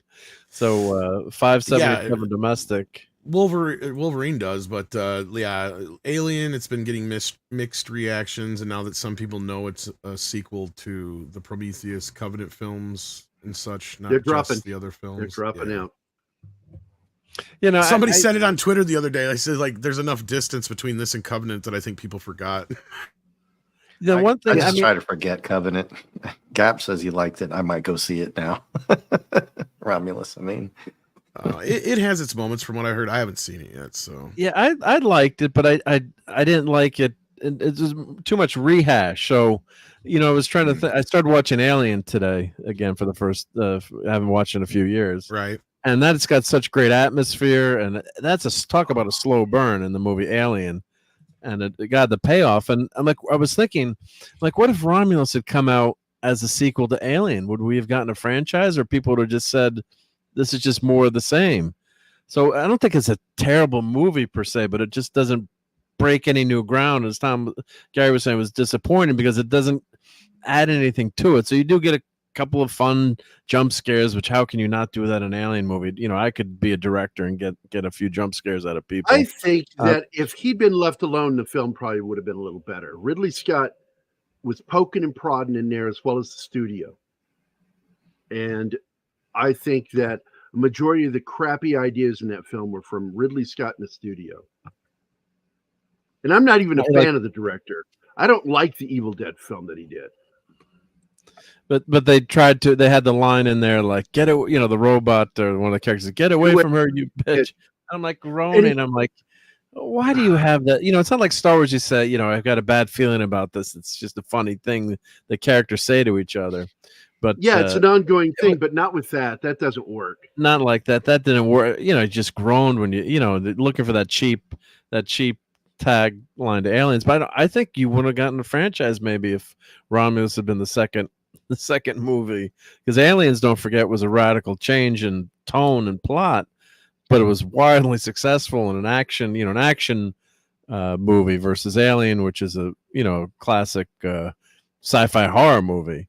And what a slow burn in that movie. I've got it, you know, only about 40 minutes into it again, but you know, it's the tension. Yeah, the tension, the build in that, and Romulus wasn't, you know, if that had come out, say that was the only Alien movie that existed, I think people said, it's okay, not great, and that would have been it, right? Just Alien is just such a phenomenal movie with the atmosphere and the sets, and Romulus did do a great job, I thought, of recreating that alien world in terms of, you know, they didn't try to modernize it like STD did or Jar Jar Abrams' Star Trek, where you had the, you know, the Apple Bridge. You know, you felt like you were in that world, but storytelling, we didn't learn anything new. And what else is there to learn in that universe? I mean, we know everything now, right? I mean, we know about the engineers, we know about, you know, about the aliens, and what's, you know, it's other than just having, you know, cool action scenes. You know, I think they can just unless they have. I won't spoiler alert Covenant, but I don't think anybody cares for that. Yeah, about Covenant, what they did to Shaw, and I'm like, oh God, Danny McBride, I like him, but it was like, oh, that's just terrible, man. Yeah. The funniest part to me was that they were sending these people out to start a new world, a community, and they sent a gay couple, and I'm like, why? What are they going to do? Well, they have tubes for that. I have nothing against them, but if these people are supposed to be going out to be starting something, why would you send out people that can't procreate? It's just the logic of that was well, and the problem with that is part of that. A big part of Covenant's story is left on the cutting room floor that you had to go find on the internet. Yeah. Yeah. Mm-hmm. I don't know if you. I was gonna say if you were like aware that. Of that Shaw was with him when he did the bombing. Well, you find out what happened to the character. He was doing that for her. Yeah, I read about that. Yeah, I did read about that on the internet. Now it's been a few years since I saw it, but yeah. So, yeah, just when you know, the mystery box is just it's not good stuff. The mystery box only works one time. Yeah. Oh, I did not watch. They're expecting it. I did, Oliver. I did not watch the Crow Stairway to Heaven TV series. I don't know if anyone on the panel has watched it. Did. Or... His I dad was vaguely my remember a teacher. few episodes. Brandon Lee. What's his name? Oh my God, Mark DeCoscos' dad, Al, was one of my teachers in Kajikimbo, and in fact, he's the one who dislocated my shoulder. But I watched him beat the shit out of Mark one day. It was funny as hell. And then Mark became a star, and I'm like, holy shit, look what he did. That's fantastic. And it was a good series. I liked it. Not great. It was good. It had that indie Canadian produced feel to it. You know what I'm talking about, guys. Yeah. Cheap. Yeah, cheap. Yeah, like the RoboCop series. Yeah. Which I enjoyed. A lot of money was put on the food being fed to the actors than was put into the show. Yeah. And Gap liked Romulus. I didn't realize in the movie theater for 2 hours. That's let's see, review of Rom. I got the alien popcorn bucket and drinks. Yep. That's I guess you're saying that's my review. Yeah. I mean, it was fun. It wasn't I don't. That's what I was saying. It's not a bad movie, but it didn't break any new ground, or it wasn't like I remember going to see Aliens the first time, or Total Recall blew me away the first time. Yep. Oh, and Donnie's talking about 880 CBS up in my neck of the woods. That was been a news radio signed off for the last time today after 80 years or 60? How many? 60 years? Yep. Wow. That's a long and time. I remember when WNBC signed off. I was listening, and they got replaced with WFAN, and that's a weird thing too when a radio station signs off and they just change formats. Or my beloved WPLJ in New York, we got a lot of music fans here, and they went from album oriented AOR, rock, hard rock, classic rock to like pop music. They started playing Michael Jackson. Then we knew something was wrong. Like, what's happening to WPLJ? Like, oh no! But they started playing, pop songs gradually, like in between Led Zeppelin. We're like, what's happening here? And then they announced they were switching. It was the end of an era. It's like, I actually have a poster from the radio station on my wall right now. The WPLJ Top 95. The best of 1981. So we've got the Police, Foreigner, Moody Blues, Rush, Pat Benatar, Billy Squier on the cover, REO Speedwagon, top 95. But it's sad when you lose a station like that. They become friends to you, right? So Mark, what other shows or what other movies are around The Crow right now? If you scroll down a little bit. Oh, okay, yeah, that's it. Look, so we got so Deadpool and Wolverine looks like it's going to kick butt. Romulus is going to fall to second. It ends with us. That's the Blake Lively. Is that the Blake Lively movie? Yeah, I think. So that's been a big hit. See, that's like a date movie, I guess, right? So that's at 120. What's it about? I don't know what.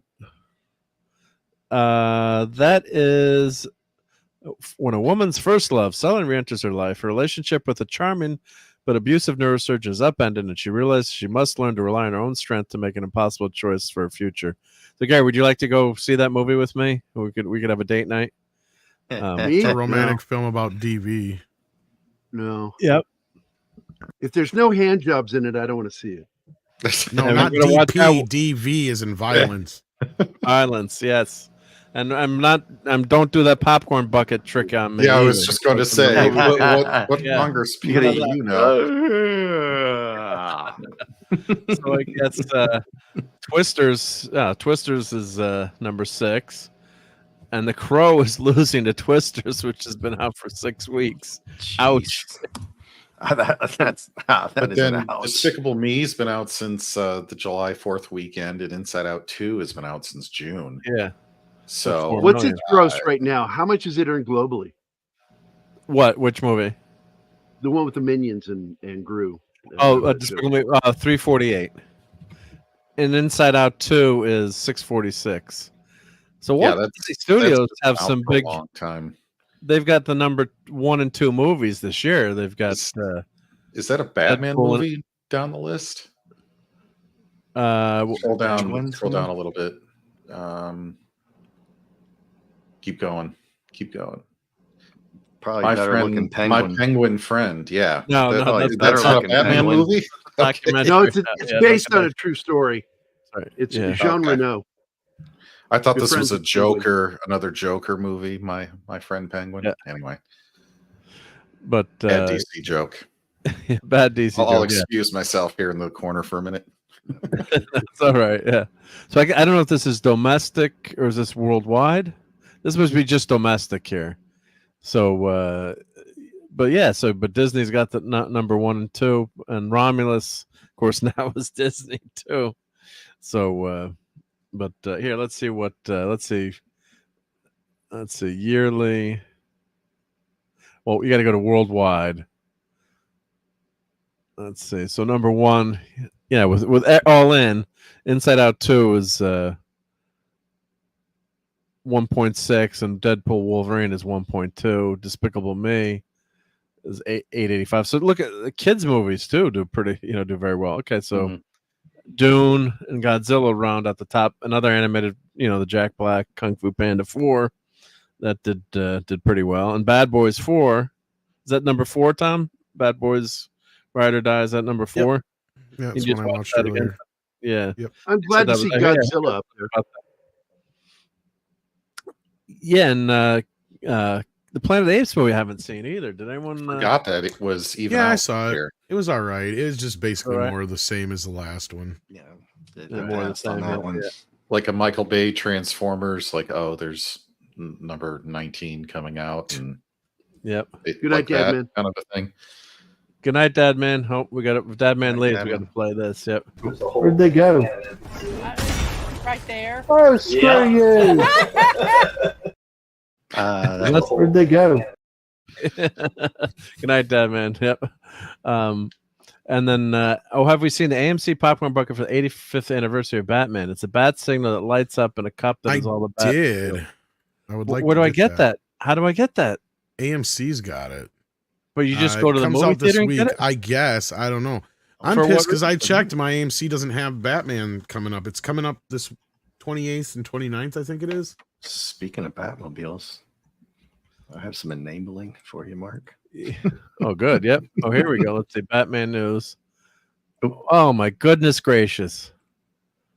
So when do I get it? Oh, when the Batman hits theaters again. Oh, again. Oh, they're just showing it again for no good reason. August 28th. Oh, to get everyone ready for the debut of the Penguin.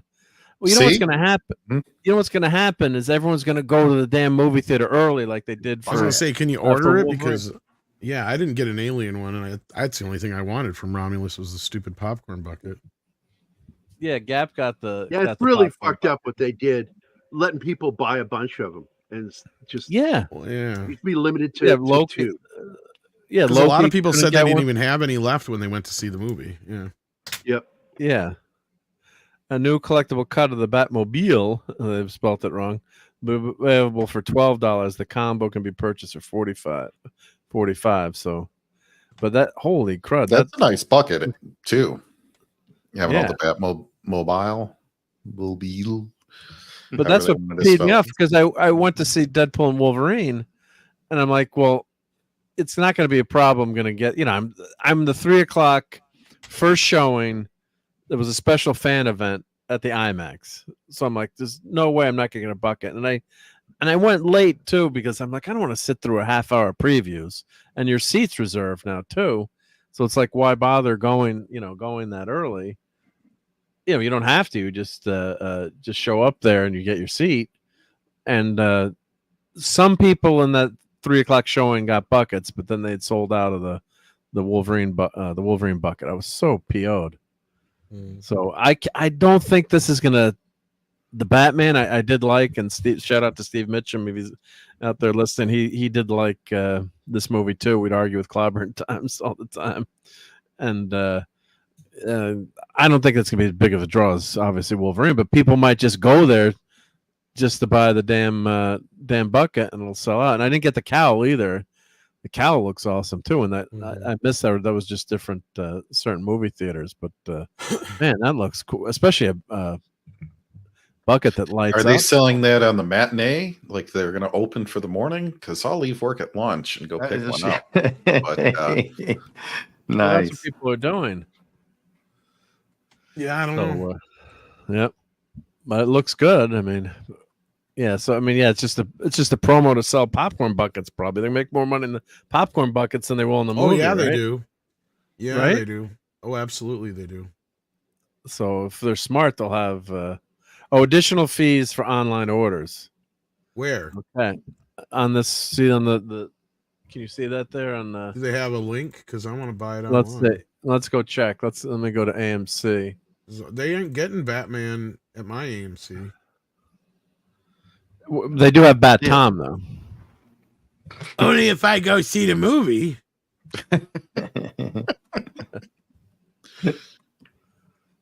Let's see. They don't have Batman. I'm not going. Food and drinks. Well, and I am going to Beetlejuice, but that's the week after. So, like, yeah, I don't want to take a chance and miss out. Let's see if I do Batman. Just search Batman. Yeah, they're gonna have a cool pop. Yeah, that's exactly what came up for me too. Let's see. They did have like a store. Let me pull over to here just so my account doesn't come up. But they did have like a store where you could. Yeah, I was searching their online thing. I couldn't find it. You didn't find it yet. No. Yeah, maybe anywhere. But they did have like an AMC online store at one point. AMC online store. Well, I guess you obviously pay for shipping, but there it is. Here we go. AMC Theater Shop. Here, let me put this link in the chat for everyone. So let's see here. AMC Theater. Yeah, So I just looked go. through all this. They got Deadpool and Garfield. Deadpool stuff, right? Yeah. Yeah, but they don't have. Well, that's pretty cool. Tuesday. Check Tuesday and see. They might have it up by then, or Wednesday morning at midnight. Pacific, yeah, there's like something. A couple of here, like one time, like it's 6:00 p.m. Yeah, new arrivals. Yeah, so probably just check when it comes back. But I did get the Ghostbusters popcorn bucket. Yeah, so that was cool. I got the Dune. I didn't get that one. I got the Slimer one, but I didn't get the trap one I wanted. But the trap was nice. Yeah, the trap was really good. Yeah. You probably can find these on Fleabay now too. I'm guessing. But they like to poach them. Yeah, I wonder what.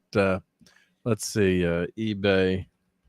I'm sure like the Wolverine popcorn bucket is pretty damn expensive right now, but so probably. But it's it'll die out. Eventually the price will come down. But if you want it now, let's see. We'll probably have to put Deadpool in it. No one even wants to sell them. Price, come on, price highest first. Let's see, $5,000. What are you talking? What? Come on, you wonder that's money laundering going on. $549. Oh, come on, please, really, $500. Oh, this is a whole set of bucket. Just all five different variations. Yeah. Some people's kids, I tell you. Yeah. I'm just gonna go down. I would feel so guilty trying to do that. God. $224. That's the bastards that went into the movie theater and bought them. And I could have bought Headpool, but I thought it was just so gross. I'm like, and I was so bummed out that I couldn't get the Wolverine one. They're like, well, we have Headpool left. So I'm just trying to go down to see where we get reasonable prices. These are all $200. Mm-hmm. That's obscene. I mean, for a $20 popcorn bucket. Yeah, but what have they actually sold for? This is the list. True, but one sold at. I'm wondering if anyone's buying them. Well, I'll do sold in a second, but yeah, these are all obnoxious prices. Like I admit, I did buy two of the Ghostbusters car popcorn buckets. I sold one, but I only made $20 on the other one. Let's see completed. Let's go to completed here. Yep. Sold items. That's sold for $800. No. Jesus, no way. $330. Well, it's like 6 buckets, I guess, right? Oh. I might see that for the whole set, but I don't know. Get a Transformer figure for that, man. God, You can get that, $300. can't you get that transforming Optimus Prime for that much? Yeah, right. You can get the DLX. robot. You can get the DLX one. It's like a 10-inch, 11-inch, but I was trying to save up for the huge 19-inch one, but I can't. That's what she said. Nice. Good follow through. Good follow through.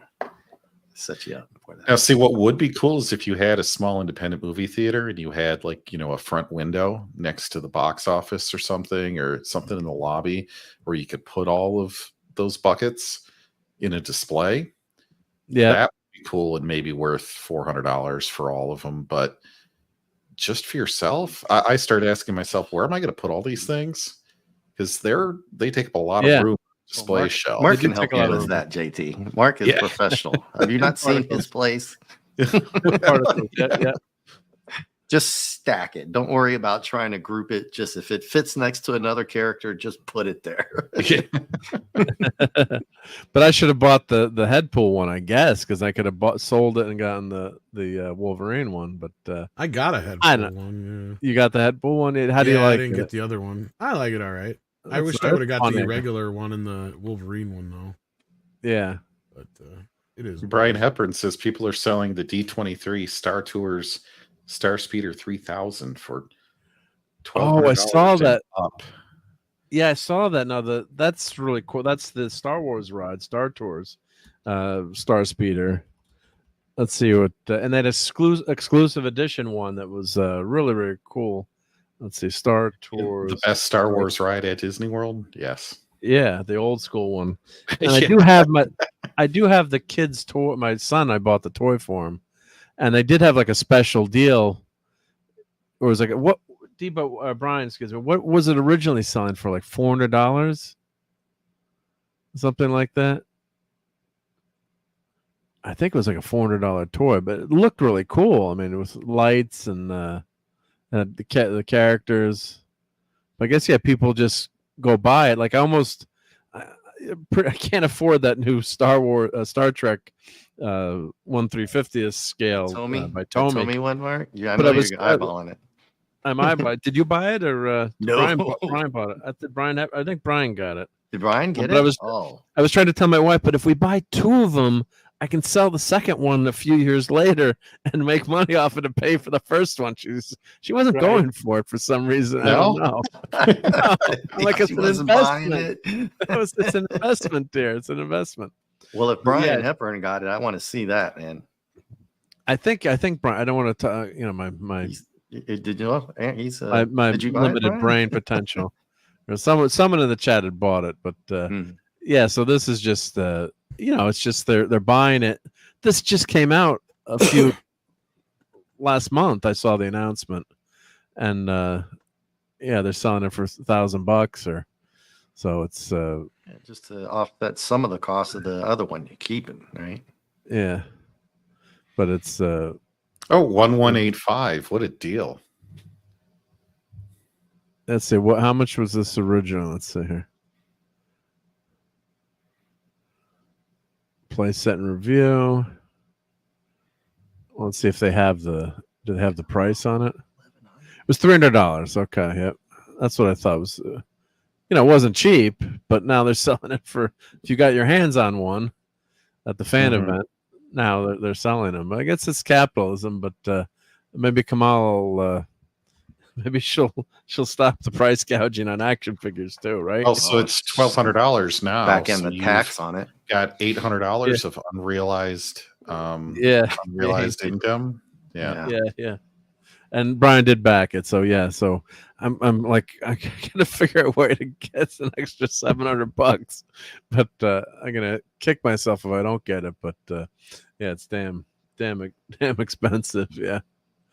So, but let me show. Speaking of toys, we had Batman up here. Let me. Click on that private chat. Yep. Let's see. Did I show that? Let's see here.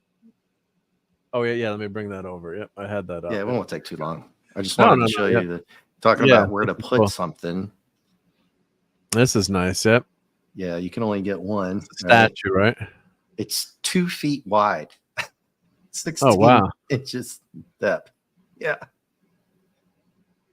but it's got the show. The great Batman. Yeah. For the animated series, so they're showing, not really showing us the scale though. Good night. With the kid there. Yeah, nothing to it, nothing with it. But it's that's huge. It's 22 pounds. Yeah. So it's a statue, right? Yeah. Yeah, it's polystone, and the Batman's $1,100. Yeah. Well, yeah. If I had crazy money, I would sold. Sold. Yeah. But you don't get the Robin with it, right? For that kind of money. No Robin. Yeah. Well, this is before he met Robin. This is early in the series, right? So he wouldn't have. There's no Robin early on, right? Right. When did Robin show up in the Batman animated? Was it the first season or was I can't remember now. But... not for a while, I think. Yeah. All right. So now what I'm going to show here, mine is cooler because mine is a toy. So let me turn off my. I'll say leave the cup. Let me switch my headset here. Okay. So I did an unboxing earlier in the day, and it was a Batman RC toy, and it actually was pretty damn cool. It was a really nice Batmobile. So let me start my camera here. Let's embiggen the camera. Let's see. Oh, engorge it. There we go. Ooh, nice. So you guys can hear me right on my headset. Let me turn the lights up.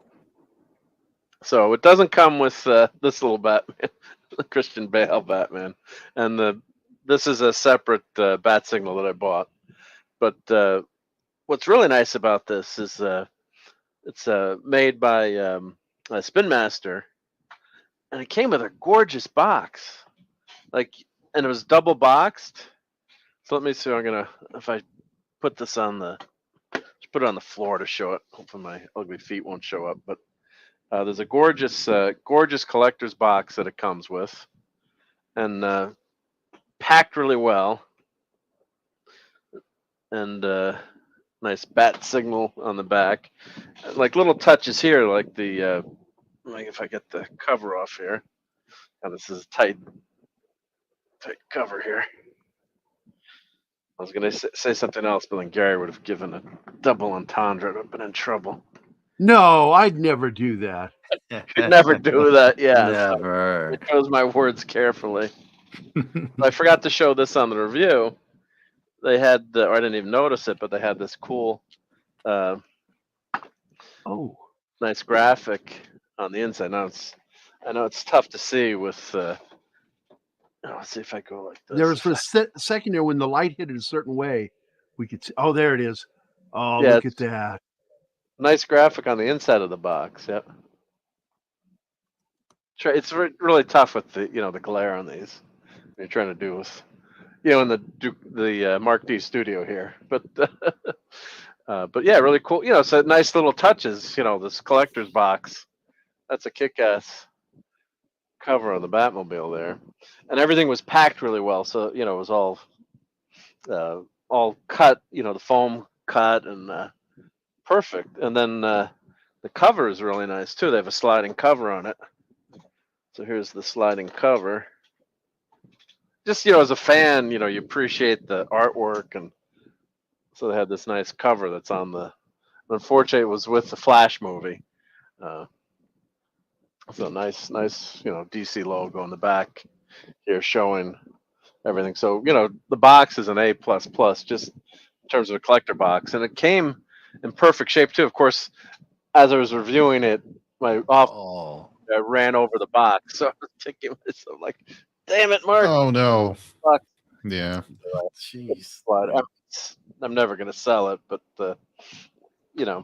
so this has been I've seen this on since the Flash came out. I've seen this on Amazon. I tracked it, and then finally they had one of those Flash sales. They had it for $90, so I'm like, sold. So let me just show you what it can do real quickly. I know some people have been here, and I'm away from the chat, guys, so I can't see the chat. Well, that was good. What I was going to ask you next is show us what it does.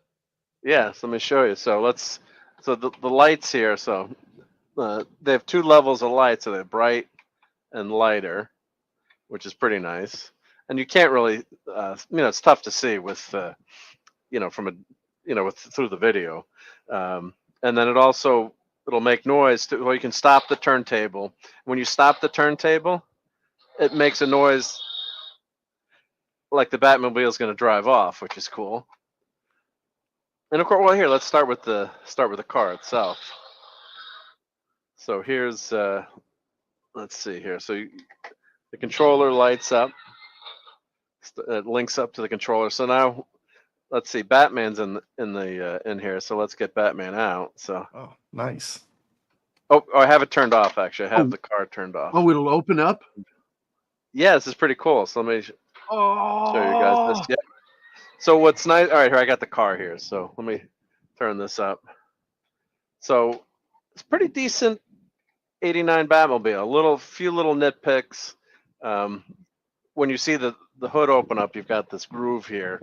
Instead of having like an internal rail or a lower rail, it slides through there. But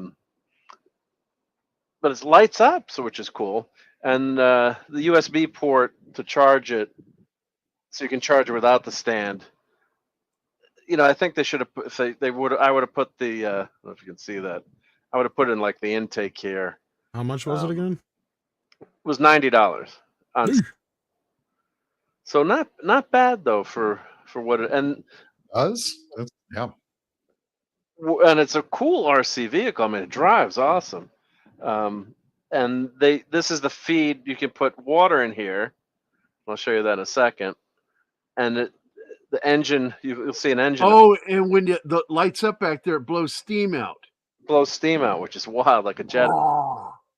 So this is pretty. Oh my God. What's up? So nice. Let me show that. So I'm going to put it back, and it's got this nice stand where there's the charging pins are here. So you just put the Batmobile on here. I mean, it's not like a sideshow, super duper, replica, but from a distance, I think it's pretty damn good. So let's see. I think this is the button to open up I think it's worth $100. Shit. Right? Oh yeah. Yeah, definitely. Look at that. It's pretty cool effect how that slid, right? So let me do that again. That is cool.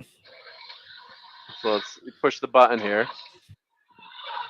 Oh, do you have to manually close it, or will it close if you have to manually close it? So what it is, it's spring loaded, and it's releasing the spring. Well, that's still pretty. At least cool. you get. Still pretty cool. So Mark, I have young kids. For what toys cost these days, that's a bargain. I mean, everything this thing is doing, this is cool. I spent that much on my daughter's R2-D2. So yeah, and this is so much cooler. And Batman can he hang out. He's got his computer here. He's watching my YouTube channel right now.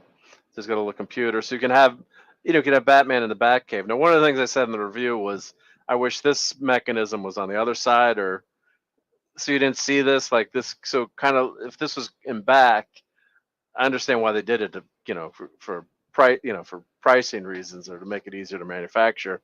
If this remote control holder was on it, of course, I guess you could leave that out and put have something else in there and just leave it like that. But this is meant to hold the remote controller, and then this is the bat water dispenser. So I'll show that in a second. But yeah, and the cool thing is when you put Batman in here, it makes a noise. It knows that you're putting Batman in the car. Did you guys hear that? Yeah. So pretty wild. So okay, we'll close that up. And you can turn the noises off too. So there's a switch setting for no noise. So then we've got, now watch like this. When your wife's asleep and you want to play with it. Gotcha. Yeah. How did you know? So I have a lot of ex-wives. That's why. Yeah. I wonder why. So here we go. Watch this. Machine guns come up, and they light up. The guns are lit. Yeah, if I pop that down, I don't know how well that translates. Do they do the mock firing, or what do they do? Well, I hit the wrong button there.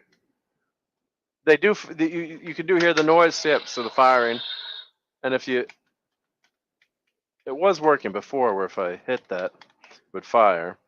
The other thing, then the car will light up too. So if you hit this button here on the remote, that turns the lights on. And then the coolest thing. Headlights. Yeah, the headlights. Yeah, let's see. Oh, the lights in the. Now look how cool that is. Watch this. Oh, That is nice. What? That is so awesome. That's great. Cool, fuck yeah. That is cool. Wow. I'm burning my hands here. That steam effect. Now, some people were reviewing and they said it didn't work on their car, but I, knock on wood, I've only used it a few hours. But I mean, how cool is that? I mean, so I mean, this you could leave out, you know, as a display, and just have this, you know, it's USB powered. There's a cord running there. But yeah, you could just leave this on your, you know, if you had a spot in your room, you could just leave this out spinning with the light going. It's a pretty cool. It's a pretty damn cool display, and I like keeping the bat signal, little bat signal there with it. But it's pretty. I mean, little minor things. I mean, it's not, if you hold it, it's you know, it's not like, you know, uber super duper replica. And yes, as I was driving it, I probably hit under the couch or something there, so I started. You know, you got to be. This thing is fast. If you watch the review video, the sucker is flying. So here, if I hit the. Let me get the light here.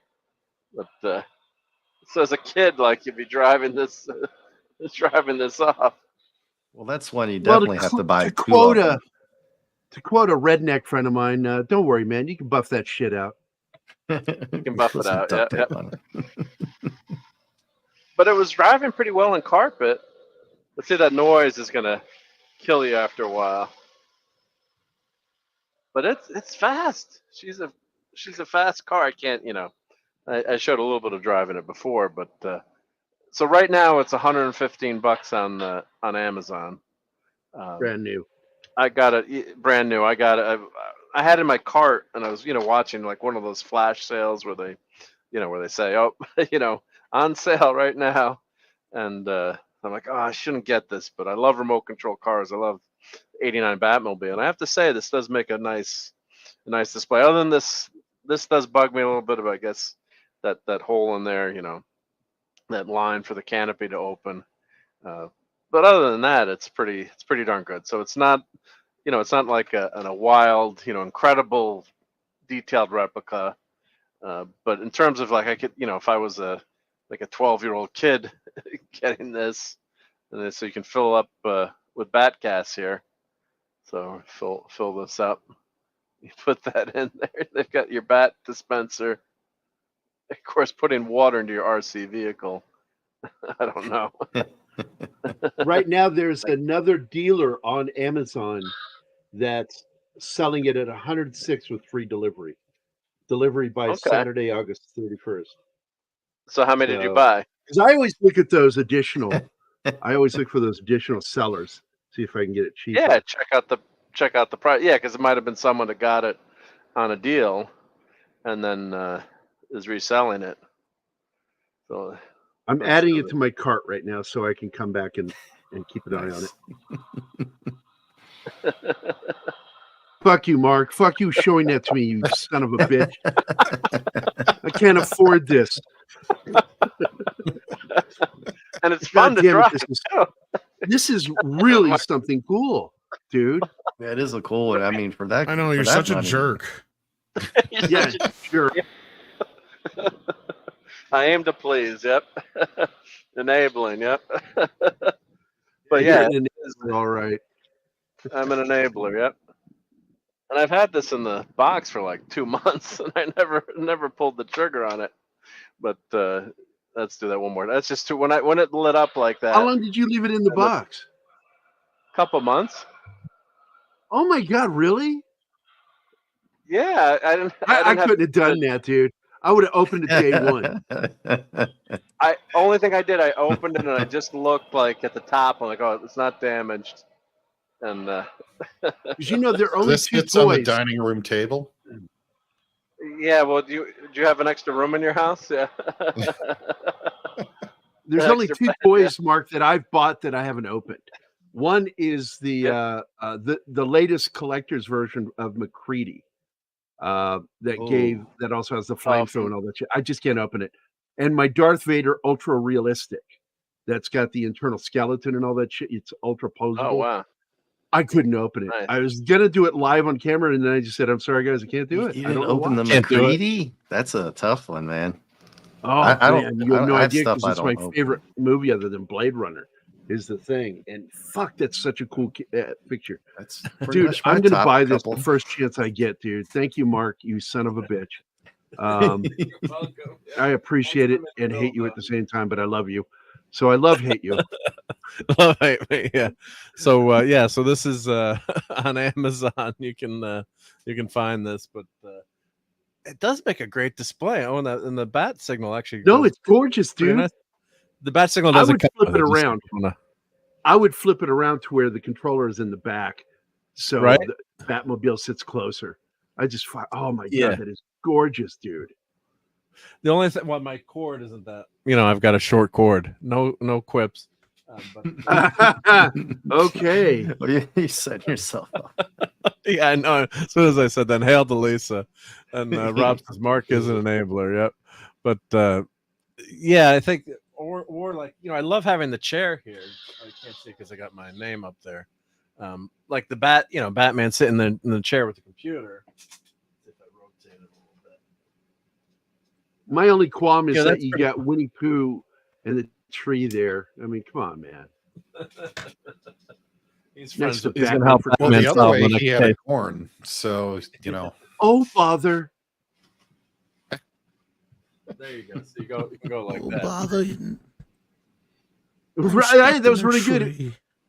Oh, listen to you. That's a good one. Oh, mommy, you want one. Who did that? Piglet, I'm sorry to say I have to eat your face. Oh, it's crispy and tastes like bacon after I burn it. It is you, Tom. What we need to do is like Winnie the Pooh finds out that the Batcave is under the forest. And it's making all kinds of noise and causing problems for all the neighbors. Yep. Rabbit is very upset and he can't sleep. Oh, mommy. Oh, father. Oh, father. Nice. Well, we got to play now. We got to play. You realize we're just a bunch of nerds sitting here watching a toy Batmobile, and we're just. I know every single one of us. 20 in my the morning, face Gary. is 5 inches from the screen, looking at this. Atomic batteries to power. Turbines to speed. Roger. Ready to move out.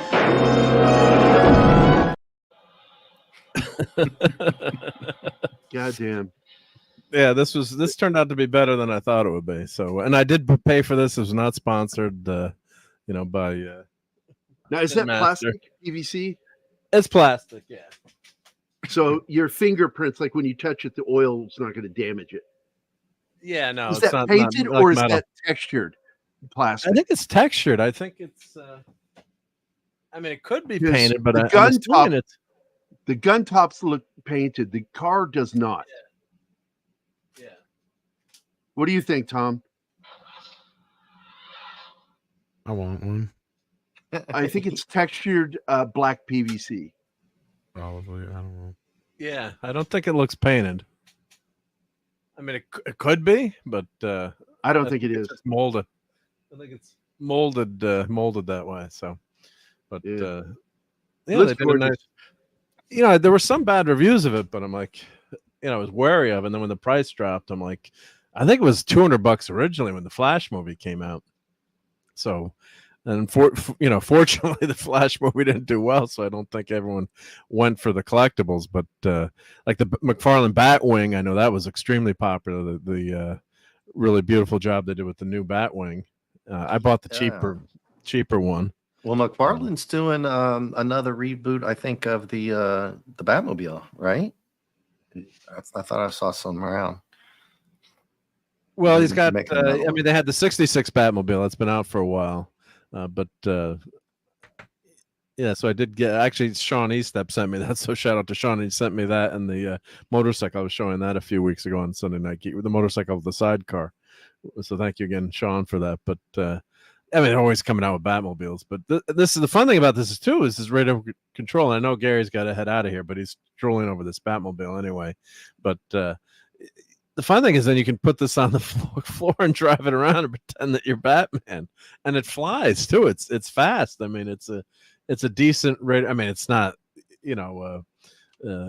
off-roading. You can't go off-roading with this. Obviously, it's low to the ground, but it was fun to drive. I mean, I just wish I had a bigger house to drive it around in. But maybe if I bring it to work, I'll have to bring it to my work or something.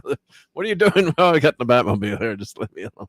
And you probably could drive it outside too. It seems to be strong enough, but you might, chip it or mess it up a little bit. So, but yeah, so that's it's pretty fun, and it makes lots of cool noises. So, but well, this is a good time to head on out now that I've enabled everyone and cost everyone a lot of money. So let me put the link in if you didn't find. Let me just put the link in. And Gary, you got to head out. So what you got coming up on your channel tomorrow morning?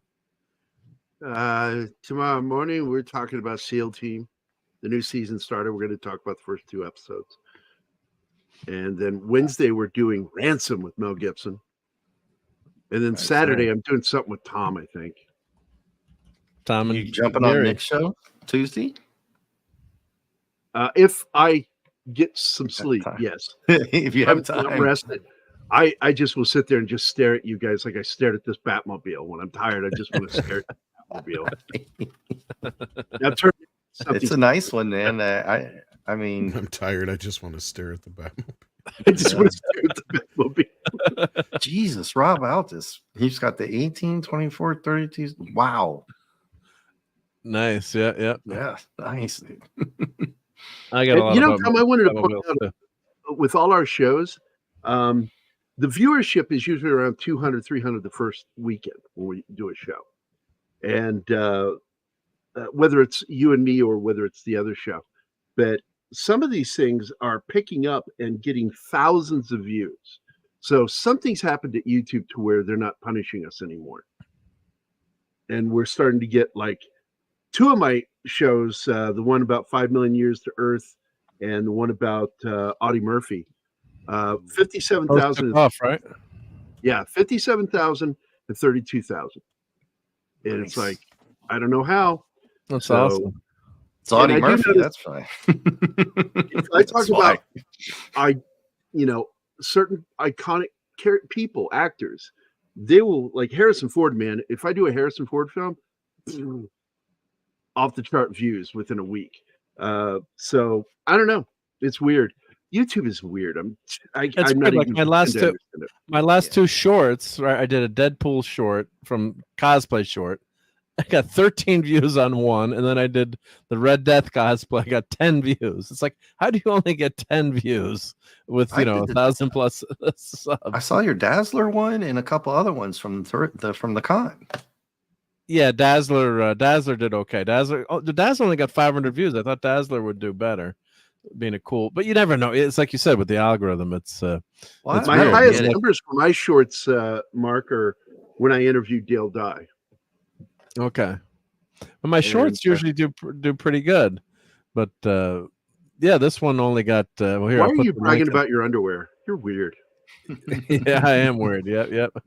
But I love comic books and Batmobiles. I'm in my goddamn right. So here's the short with Deadpool. But yeah, it's a great cosplay. But yeah, it's you can't worry about it. You just got to keep having fun. But it only got. I'm like, how does it only get 10 views? So let's show this because it was pretty good cosplay. You got more. How did I miss this one from the con? I saw the other one. You did a couple of the. I didn't miss this one. Yeah, well, it only got 10 views. So yeah. So that's cool. Pretty good cosplay. Leave a comment for you. I'm gonna go over there and look at that. I gave you a video for me when I leave. Did you get it? Oh, let me see here. I'll set it up because I like that video. Oh, no, you have it. Oh, you have it. You have it ready to play. Martin, no, I sent you the link to download it. Is everything like okay? Let me grab it. Yeah. So I play with Martin a lot on Call of Duty, and he is terrible, but I love playing with him. and you can't hear it because I put music over it. But Martin gets killed next to me. He's like about 50 feet to my left on the map. And I turned, and you could see me look right at him as he got shot. And I heard him yell, "Ah!" like that. And then the guy came around the corner, and I blew his head off. I said, "I have avenged you, Martin." This is what I said, but you can't hear it in the video. Oh, the GIF you're talking, or you have a video? No, the video I sent you. Yeah, I sent you in the private chat here. Oh, private chat here. Private chat here. Okay, I was looking in the Twitters. Yep.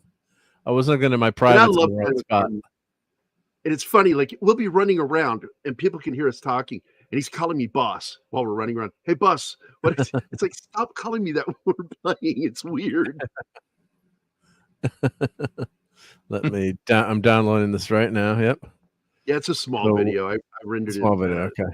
Small for you, so it would download and play quickly. Keeping it small, so you all right. And it's got our favorite, because you like Netflix too. I like Netflix's music. Yeah, or Ineffects, however you want to pronounce his name. He does the 70s song. What? 70s rock fan popped in. Oh, 70s. How's it going? He slipped in the back door. Hey, 70s. Hey, Brad. What's cool, whip? I had to ask him something. I saw something on a show the other day. I think it was him. He's incognito, if he's still listening. Let me play this. Oh, if I sell it, let's see here. Oh, it is short. Here we go. Very short. Let me turn the volume up. All right. Oh, it is very small. It'll be a little pixelated, but here we go.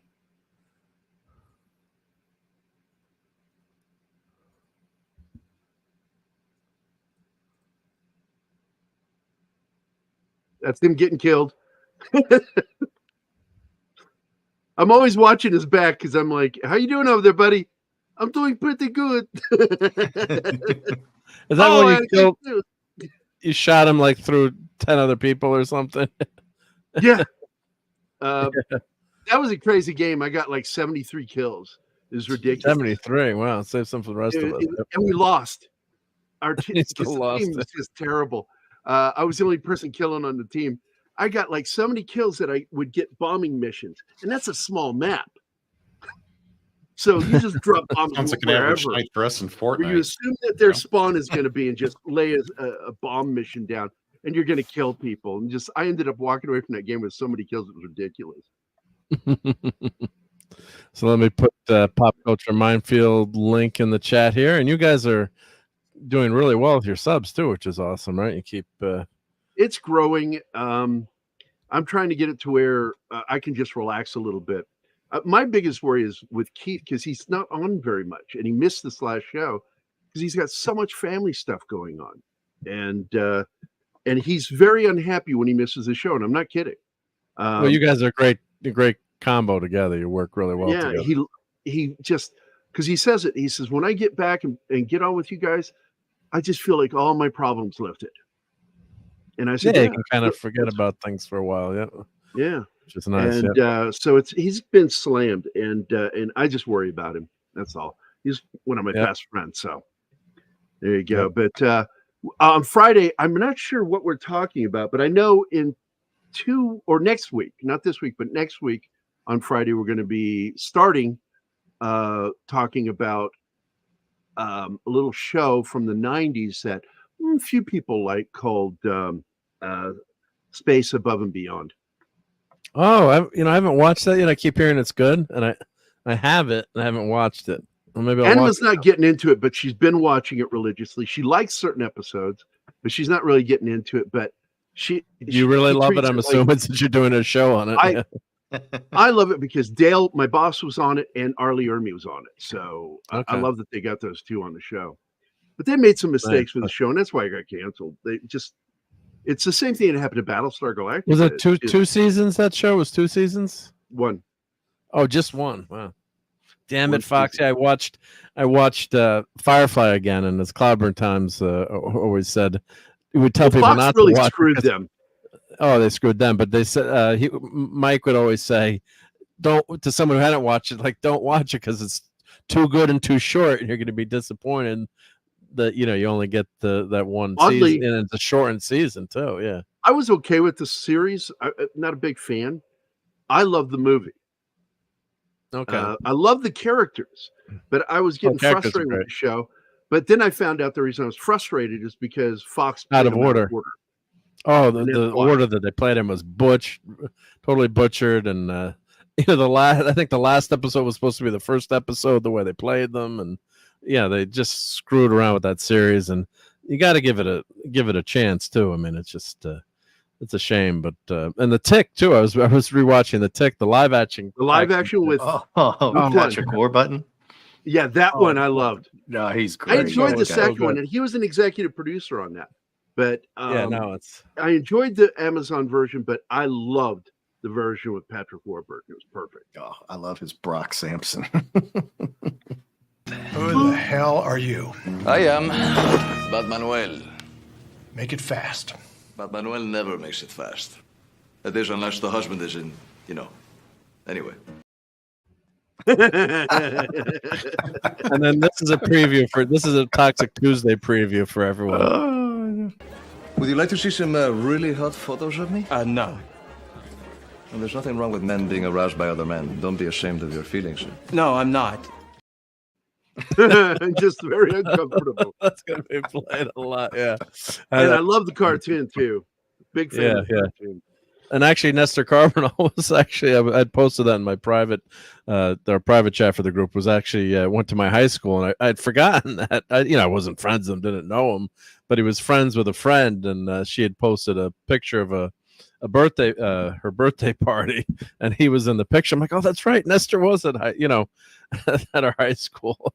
So it was pretty fun. Yeah. So that's Lisa, that's the Tick live action TV series. It's only 9 episodes, which is utterly phenomenal. Unforgivable. I mean, that they did that. It's so damn funny.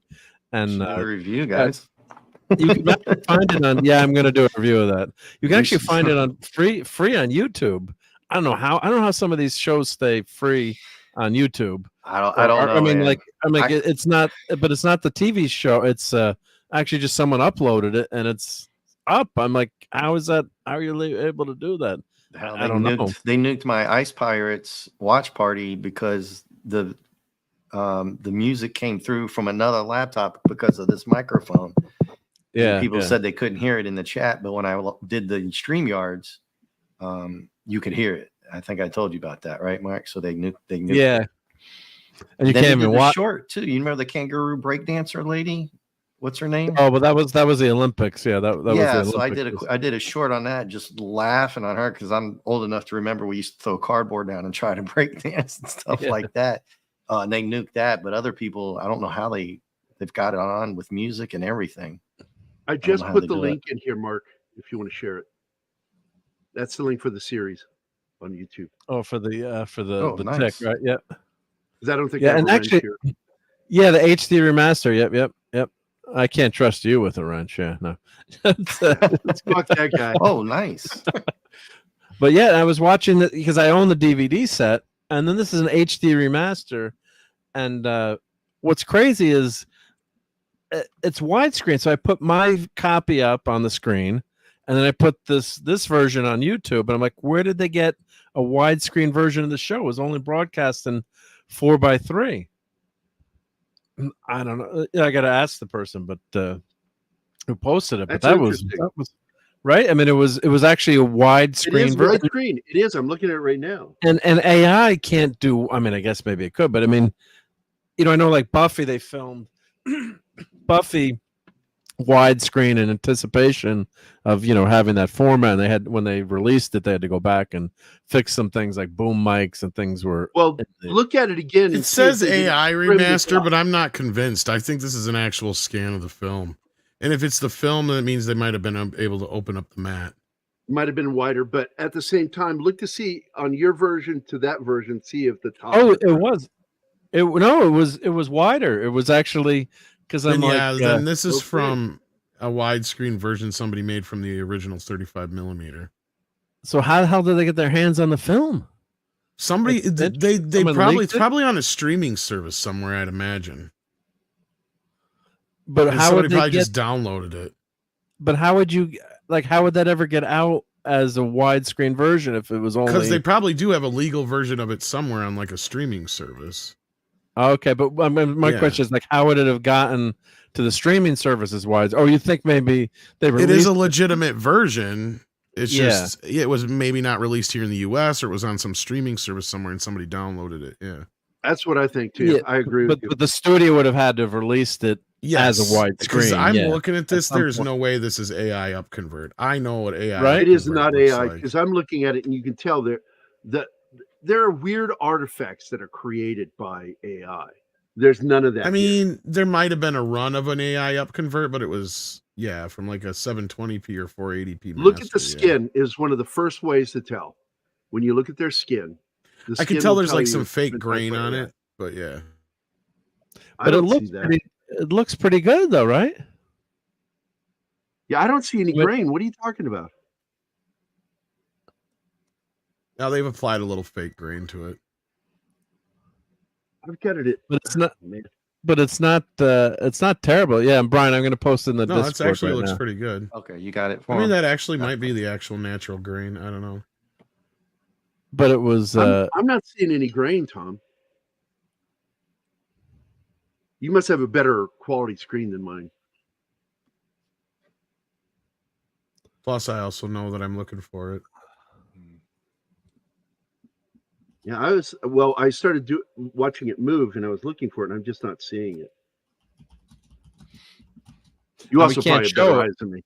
I mean, I see a little bit of softening done, but not too bad. Yeah, because the first place you can look to see that is in highlights on the face, where the AI is. And any of the lines in the face. And like, I'm looking at a close-up right now of the tick. Here, I'll just share my screen. And the quality looks amazing here. I'm looking at 1080p. There you go. Where? Yes. Yeah, it's pretty good. Yeah. There's no smoothing going on here. I mean, you probably couldn't tell on the suit, but on the skin, I don't see anything. Well, here, you know what I'm going to do? I'm going to show, this is the pilot episode. I'm going to show, let me pull it up on my version from the DVD, and we'll put it over the top. we'll compare it. So let me go TV shows, The Tick. And what I did actually I had them both synced. I had them playing in one monitor to the other, tied the time pretty darn close. I'm like, this is actually, okay, I see grain now. In this shot, I can maybe it was see maybe that was 720 and they went to 1080. Here you go, Tom. I can see the grain now in the pillar and the beam going across the ceiling, or the whatever that is, the thing going over the bus from the building. All right, so here I've got the same scene up. Let me share. Well, here I'll show that. Yep. But still it's still a hell of a lot better than the DVD. Either way. Yep. Jerry's skin tone is pretty grainy too. So here, let me show my screen. Yeah, I was getting back to that shot so you could. Yeah, you put me back up, and I'm like, oh no, I just wanted to show. Here's the DVD. That's okay. Yep. So here's the. So now you might get a little bit more on the top and the bottom, but they'll crop a little bit more off on the side because basically. So that's what I'm saying. Like, there's no way that they use this version to upconvert to that. Exactly. That's impossible. Right? Yeah, it's impossible. There's too much quality there. Yeah. I mean, as you see, the bar's a little bit lower there. Like, they do crop a little off. But a little crop, right? But that's normal for most of these shows. That I mean, some of them are worse than others. Like, see, because they're like the Buffy one, and I think Highlander. Like, I don't think they went back to the original masters for those. I think they just cropped off the masters they had made because they had like digital masters or whatever at that point. But like some of these other shows, like the classic shows where they've went back, they've done some widescreen versions of some of them, and they look great. Like even Robert Meyer Burnett said the only reason they didn't do TNG in widescreen because they did have the safety on the left and right to do a widescreen version, but they unfortunately had like mics and the edges of the stages and shit in the like they butted it right up to the edge of the screen of where they knew it was going to be, so that like there's a lot of times you'll see like the edge of the set and you'll see down like crew members and shit off to the left and right. Yeah. So but this is definitely when you turn, this is the same second, so from here to here. It's clear there's more information to the left and right. Because I was checking, I thought it was gonna be a pan and scan, but then you can see that the lantern there, whatever is there. No, as long as it's shot on film, there's a chance that you can get some more on the left and right. Yeah. So, but I was so impressed when I saw that. It was like, I don't know how this stays up on YouTube. Don't ask. I don't know how. And the person's got 16,000 subs from YouTube. So just in case. Yeah. Well, I don't know. Yeah. I found like they did a whole thing with Red Sonja and Conan the Barbarian and like this AI type of thing, and playing the whole movies. And they're still up and running. I don't know. I don't get it sometimes. I mean, it's like digitally remastered. I mean, great. I was looking up, trying to find it. I can't. Yeah, and I re-edited the scene where Bruce Campbell goes up to the tape recorder in Evil Dead 2. Edited it differently, added different background sounds, and did all new audio for the recording. And I put that as the intro for our Evil Dead 2 episode of 80s Fright with Fanzine and Nadia and me. And I got a claim. Yep. Not a strike, but a claim. What are you claiming? What are you claiming? It's all new audio. And the video is shot in different order. Did you try to fight it, or you just let it go? No, I did it as a test to see what happened. And I'm like, oh, okay, fuck you assholes. I'll re-edit it again. I just cannot stand YouTube. Yeah. Well, especially if it's I mean, the copyright owner can pull something down if they want to, but if it's fair use or if it's been modified. One of the big things if it's been modified. But I remember one of the things Raquel put up was like Wesley Crusher getting beaten up, and it was all chopped up, and then she appealed it, and they said, well, it's not a copyright violation, but the copyright holder does not want it shown because they still technically have the rights to it, so they can pull it down. So you remember when we had the Wesley slap, and she did a version was like times 10 on Wesley getting slapped around, and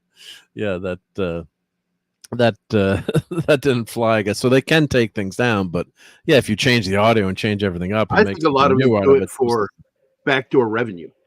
I think that's why they do it. Well, right, they get it. Yeah. All right, well, that was a cool discussion of the tick, and JT, we're gonna head out of here, so we'll get everyone out of here. Saturday. Cool deal. Good night, guys.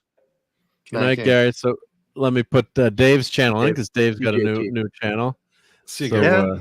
Yeah. Take care. So here's Dave's channel. So because you look like a sports announcer. So thanks, Gary, before you go, sub to Dave. Here's his link. Yep. I been slacking. I need to get back in the saddle with the vacation and then the move. I've got a bunch of ideas already though, so hopefully some stuff out this week. I feel you on getting back in the saddle with women. Oh. One of those. So that's what I need. So everyone check out Dave's new channel, and he's got some great reviews of toys, and like those Godzillas you have were very cool. So I like those. You. Yep. So some cool toys. And Dave just moved across the hall, so across another building, right? Yeah. So and you were busted on me for not having action figures. The guy who moved me, he knew what this was. Hey, he's like, "You've got that?" I was like, "You know what that is?" He goes, "Oh yeah, man." He goes, "Oh, that's fun." Cool. I'm like, "Oh." Okay. Very nice. Yep. So everyone check out Dave's channel. And JT Kirk, thank you for hanging out with us tonight, JT. Well, thank you for having me. Yep. And you don't have a channel yet, do you? Come on. I do not at this time anyway. However, I will be on Dadman's channel on Tuesday, and we're going over Star Trek 6. Oh, the Undiscovered Country. Yep. Yes. So we put Dadman's channel in because he's not here, but you can see JT on that. And then who else is going to? Isn't Daisy Blossom going to be on with you? Or she will. Yes, she will too. Yep. So Daisy will be there That's too. up to you, Dave. Oh, thank you. There we go. Thank you so much. I've already been subbed to you, man. And Tom. And don't forget, Gary's PayPal is send me $5 for my sub. No, just kidding. Can you buy me a coffee? I'm just kidding. Yeah. But yes. PayPal at pay me, bitch. So everyone check out the Undiscovered Country with Dadman and JT on Tuesday night. Yep. And I will be on Toxic Tuesday, probably. I think I have we might have a poker game going, but I don't know if we have enough people showing up for our local poker game. No one has gotten back yet, but if we're playing poker, I won't be there. It's the last. We have a neighborhood poker game, and we play on Tuesdays during the summer. It's the one you gotta get your wife naked. Yeah, we don't play strip poker with the guys, but and I got voted. Everyone voted Tuesday night. I'm like, can you not do another night, any night other than Tuesday? Yep. And thank you, Lisa. Yeah, all the links are below in the channel descriptions. And so I'll be on Toxic Tuesday, and of course be back next week with Sunday Night Geekery. And I got some other stuff to unbox, so if I get to it, I will do that too. So a few more cool action figures, and I got to show all the stuff that I got at the con too, and the comic books. I got to do a short on that. So, but thank you everyone. And Tom, what you got? You got your morning show coming up. I should bop in for a little bit there. If not, I'm working on a video right now, trying to get edited for the Crow. Other than that, I'm sure I'll be around somewhere. When is find me a Midnight's Edge After Dark. Huh? Yeah. When is that one going to be released? The Crow one. Oh, that's right. It's already out. Oh, you mean the video? Yeah, your video. Probably tomorrow sometime. If that you did that on purpose or what? I was gonna say the movie. Yeah, the movie's already out. Yeah. Tom actually is friends with the director. That's how I got him to see it. Yeah. All right. Well, everyone, this has been a great night, and big shout out to Courtney. Thank you for hanging with us earlier, Courtney.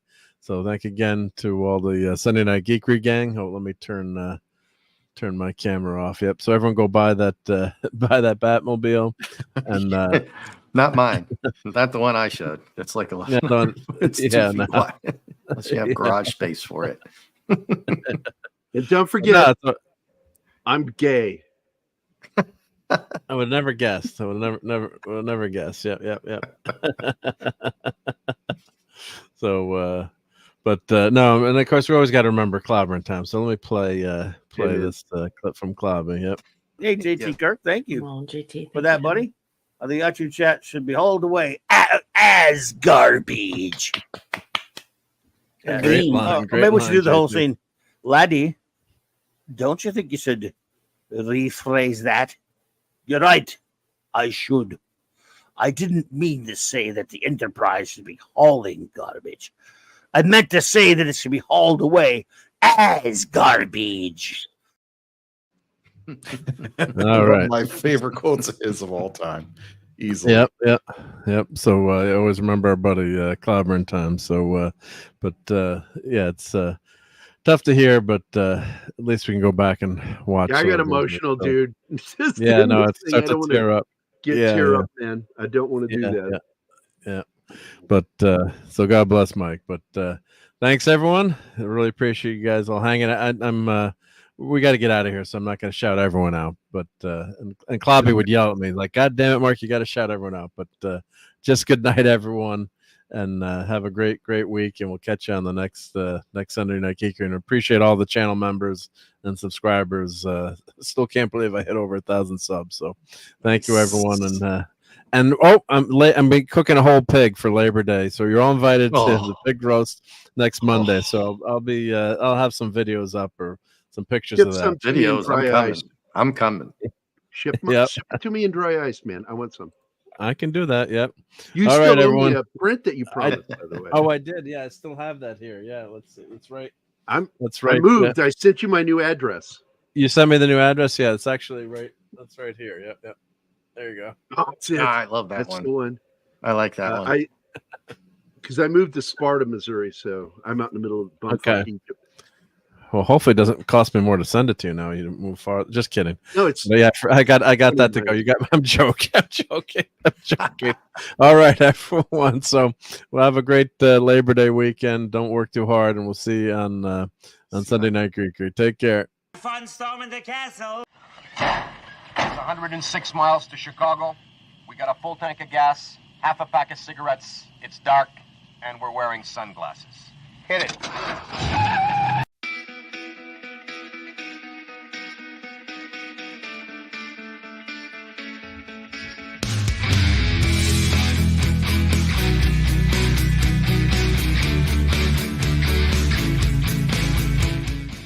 You're still here? It's over. Go home.